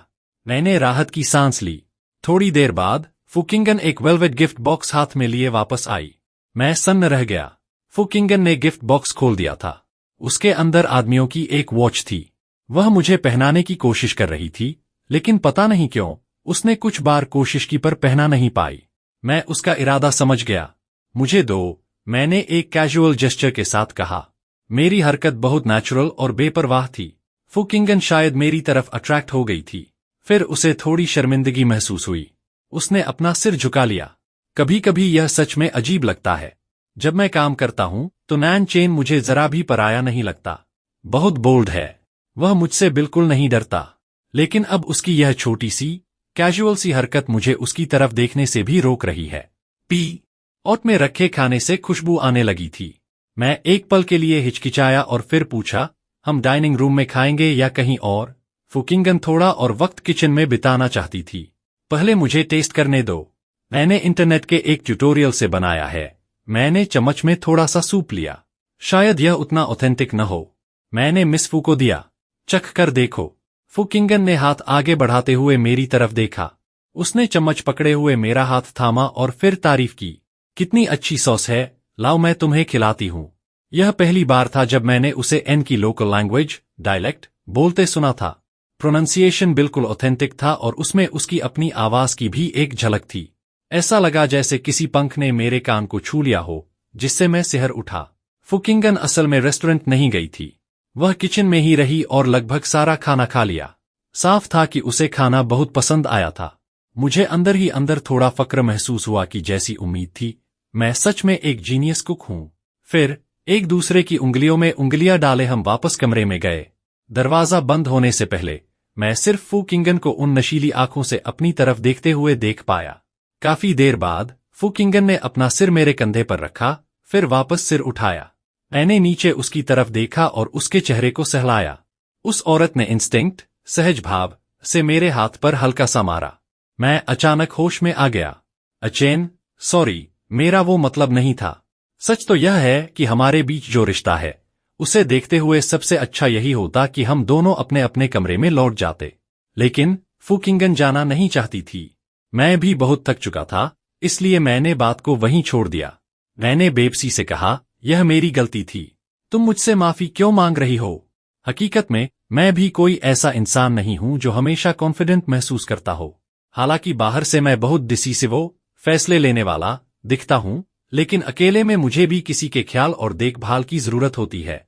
मुझे नहीं पता कि अचेन ने जो बातें मुझसे कहीं, वो उसने किसी और को बताई हैं या नहीं, लेकिन उसने मुझे सच में बहुत गहराई से छुआ। शायद आज रात का माहौल कुछ ज्यादा ही अच्छा था, और वह भी हमेशा से ज्यादा नरम थी। एक बार के लिए मुझे भी लगा कि अपने दिल की बात कह दूं। मैंने कहा, मिस फू, सच कहूं तो मैंने तुमसे झूठ बोला। वो कैसे? कोनन क्वायन से मेरी नजदीकी इसलिए नहीं हुई कि वह अचानक मेरे सामने आ गया था, बल्कि इसलिए क्योंकि मेरे जन्मदिन पर वो पहला और इकलौता इंसान था जिसने मेरे घर के उस उदास माहौल, स्पिरिचुअल हॉल में मुझे बधाई दी थी। असल में मैंने कई सालों से अपना जन्मदिन नहीं मनाया है। यह कहने के बाद मुझे उसकी तरफ से कोई जवाब नहीं मिला। मैंने आधी हंसी और आधे मजाक में कहा, यह बहुत ही अजीब फैसला था। मुझे भी यह बेवकूफी भरा लगता है। इतना कहकर मैंने अपना सिर झुका लिया। अंधेरे में फुकिंगन ने मुझे थोड़ी नरमी और हमदर्दी भरी नजरों से देखा। अगली सुबह नहाने के बाद मैं और फुकिंगन एक ही टेबल पर नाश्ता करने बैठे। वह औरत अब अपनी पुरानी शांत हालत में लौट चुकी थी। मैंने अपने नॉर्मल लहजे में कहा, आज मैं घर जाऊंगा, रात को यहां नहीं आऊंगा। फुकिंगन ने मेरी तरफ देखा। और वापस कब आओगे? मैंने थोड़ा सोचा और कहा, यह मेरा फोन नंबर है, तुम कभी भी कांटेक्ट कर सकती हो। अगर मैं बिजी नहीं हुआ तो आ जाऊंगा। उसने समझदारी दिखाते हुए सिर हिलाया और मुझे अपने सामने रखा नाश्ता खाने का इशारा किया। मैंने बड़ी सफाई से वेजिटेबल सैलड उठा लिया। तुम सुबह यह खाते हो? क्या सच में तुम्हें भूख नहीं लगती? मिस फू, आप चिंता मत कीजिए, यह मेरी हेल्थ के लिए है। मुझे इसकी आदत हो गई है। यह सुनकर फुकिंगन ने थोड़ी हिचकिचाहट के साथ सिर हिलाया। नाश्ते के बाद मैं टैक्सी बुलाना चाहता था। उसने अपनी घड़ी देखी, गाड़ी की चाबियां उठाईं और बोली, चलो साथ चलते हैं। रास्ता एक ही है। वॉन्सन ग्रुप के होटल्स किसी भी छोटे मोटे कोने में नहीं खुले होते। वे उसी कमर्शियल एरिया में थे जहां उसकी कंपनी थी। असल में रास्ता एक ही था। किंगन, मुझे छोड़ने के लिए शुक्रिया। तुमने मेरी बहुत मदद की है। गाड़ी में बैठने के बाद हमने ज्यादा बात नहीं की। जब हम होटल के करीब पहुंचे तब फुकिंगन ने पूछा, क्या तुमने जॉब चेंज करने के बारे में सोचा है? जैसे मेरी कंपनी में काम करने के लिए? मैंने सिर हिलाया। बेशक सोचा है, लेकिन इतना नहीं कि मैं तुरंत बदल लूं। मैंने डिपार्टमेंट हेड बनने के लिए बहुत मेहनत की है। मेरी पिछली परफॉर्मेंस को देखते हुए मुझे चांस मिलना चाहिए। मैं अभी हार नहीं मानना चाहता। और मुझे यह बात बहुत अच्छी तरह पता है कि सोसाइटी एक जंगल के कानून, लॉ ऑफ द जंगल की तरह है। कंपटीशन हर जगह होता है। अगर मैं इस वजह से कंपनी बदलूंगा तो कुछ भी नहीं बदलेगा। मुझे लगा ही था। मैं तुम्हें मेन गेट पर छोड़ देती हूँ। तुम्हारे पास सामान भी है। क्या तुम मुझे आगे वाले चौराहे पर उतार सकती हो? हाँ, ठीक है, तो मैं यहीं उतर जाता हूँ। रास्ते में ध्यान से जाना। वह दूरी न तो ज्यादा करीब थी और न ही बहुत दूर। मैं रास्ते से एक कॉफी ले सकता था। किंगन सच में बहुत ध्यान रखती है। सुबह सुबह कॉफी शॉप में ज्यादातर कोलीग्स और आसपास की कंपनीज के लोग ही होते हैं। जो लोग मियाँ के करीब हैं, वे मेरी तरफ देखकर अजीब सी मुस्कान दे रहे थे। मुझे यह थोड़ा अजीब लगा। मैं आमतौर पर उनसे ज्यादा बातचीत नहीं करता। कभी कभी तो वे मुझ पर तंज भी कसते हैं। तो आज सब इतने पोलाइट क्यों हैं? यह सब तब तक चलता रहा जब तक मैं अपनी डेस्क पर नहीं पहुंचा। लिंसू मेरी डेस्क पर आई और उत्सुकता से पूछा, कल तुमने छुट्टी क्यों ली थी? तुमने मेरे मैसेजेस का रिप्लाई भी नहीं किया। मैं बहुत परेशान थी। मैं मुस्कुराया और बात बदल दी। यह लो, आइस्ड अमेरिकनो। लिंसू ने उसे लिया, एक घूंट पिया और अपनी भौं उठाई। नहीं, सच बताओ, कल तुम कहाँ थे? फिर मैंने अपनी मैसेजेस की लिस्ट खोली। उसने मुझे लगातार 30 मैसेजेस भेजे थे, क्योंकि वह अक्सर मुझे सोशल मीडिया के फालतू और मजाकिया आर्टिकल्स फॉरवर्ड करती रहती है। इसलिए मैंने असल में उसके मैसेजेस म्यूट कर रखे थे। मैं अभी उसे समझाने ही वाला था कि लिंसू ने मेरे हाथ से फोन छीन लिया और डेस्क पर रख दिया। उसे देखना बंद करो। मैं खुद बताऊंगी तो ज्यादा जल्दी समझ आएगा। तुमने हियान हियान के बारे में सुना? वह तो सोशल मीडिया पर ट्रेंड कर रही है। बेशक मुझे पता है। इसका कुछ हिस्सा तो मुझसे ही जुड़ा है। मैंने बात आगे बढ़ाई। मैंने यह सब घर पर सुना था। लिंसू ने ऊपर देखा और चारों ओर नजर घुमाई। बेशक बात सिर्फ इतनी नहीं है। उसके पिता भी मुसीबत में पड़ गए हैं। उन्हें पूछताछ और प्रोसेसिंग के लिए बुलाया गया है। और तो और, जिन लोगों को उसके पिता ने प्रमोट किया था उन्हें भी बुलाया गया है। लेकिन ये सबसे बड़ी बात नहीं है। बड़ी बात यह है कि मैनेजर कई और मिया को भी बुलाया गया है। मैनेजर कई का हियान हियान के पिता के साथ कनेक्शन है, यह तो सब जानते हैं। लेकिन मिया का भी इसमें नाम आना। वाकई मेरी गैर मौजूदगी में कंपनी में बहुत कुछ हो गया। कल जब तुम्हें नहीं पता था कि मियाँ और मैनेजर कई को ले जाया जा रहा है, उनका चेहरा देखने लायक था। हाँ, याद रखना, आज रात जल्दी घर जाने की मत सोचना, हमें सेलिब्रेट करने जाना है। तभी मुझे एहसास हुआ, अगर मियाँ इस सब से साफ बचकर नहीं निकल पाती है, तो एडमिनिस्ट्रेशन डिपार्टमेंट के हेड की पोस्ट पक्के तौर पर मेरी है। कोई ताज्जुब नहीं कि वो लोग, जो कल तक मियाँ के इतने करीब थे, आज मेरे साथ इतने पोलाइट थे। तो ये बात है। बेशक, सन ने पास में एक नए रेस्टोरेंट की सिफारिश की है। आज रात हम वहीं डिनर करेंगे। सन बचपन से मेरा बेस्ट फ्रेंड है। वॉन्सन में आने के बाद मेरी और लीनसू की अच्छी दोस्ती हो गई थी। हम तीनों की अच्छी बनती थी, इसलिए हम अक्सर साथ खाना खाते थे। एक फूड एक्सपर्ट और ट्रैवल ब्लॉगर के तौर पर सन के फूड एक्सप्लोरेशन ब्लॉग्स पर 1 मिलियन से ज्यादा फॉलोअर्स हैं। उसकी बातों पर न सिर्फ भरोसा किया जा सकता है, बल्कि जो वह रेकमेंड करता है वह पक्का डिलिशियस होता है। लेकिन जाहिर है, काम के बाद लीनसू के साथ ड्रिंक पर जाने का मेरा प्लान अब पूरा नहीं हो पाएगा। हियान के पिता की प्रॉब्लम बहुत सीरियस हो चुकी थी। साथ ही हियान के बारे में एक के बाद एक नेगेटिव न्यूज आने से वॉन्सन ग्रुप की कॉर्पोरेट इमेज को भी काफी नुकसान हुआ था। मैनेजमेंट लेवल पर इंटरनल इन्वेस्टिगेशन चल रही थी, इसलिए जल्दी ही सबको पता चल जाएगा।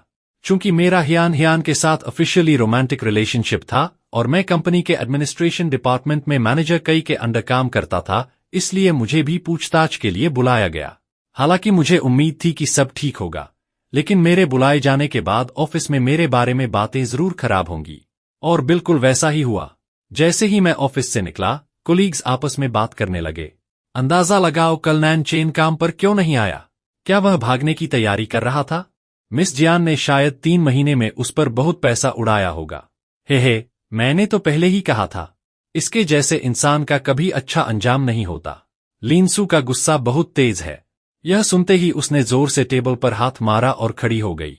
तुम लोग क्या बकवास कर रहे हो? अगर हिम्मत है तो नैन चेन के मुंह पर बोलो। पीठ पीछे बोलने का क्या मतलब? जो लोग सिर्फ बातें बनाना जानते हैं, वो लीनसू से सीधे पंगा नहीं लेते। माहौल बिगड़ता देख वे जल्दी से बैठ गए और फोन पर मजाक उड़ाना जारी रखा। लीनसू गुस्से में भी थी और परेशान भी। मैंने फैसला किया कि मैं अपना गुस्सा अपने फ्रेंड्स सर्कल में उतारूंगा। ऑफिस के लीडर्स ने सारी बातें और हालात सुनने के बाद मेरे लिए जानबूझकर कोई परेशानी खड़ी नहीं की। अपने काम पर वापस जाओ और मेहनत करो, उन्होंने बस कुछ सिंपल इंस्ट्रक्शंस दिए। ठीक है, शुक्रिया लीडर। मैं ऑफिस से बाहर आ गया। कॉरिडोर में मजाक उड़ाने वाली फुसफुसाहटें पल भर में गायब हो गईं। हर को बिजी होने का नाटक करने लगा। हियान और उसके पिता के मामले कंफर्म हो चुके थे और मैनेजर कई भी उसमें शामिल थी।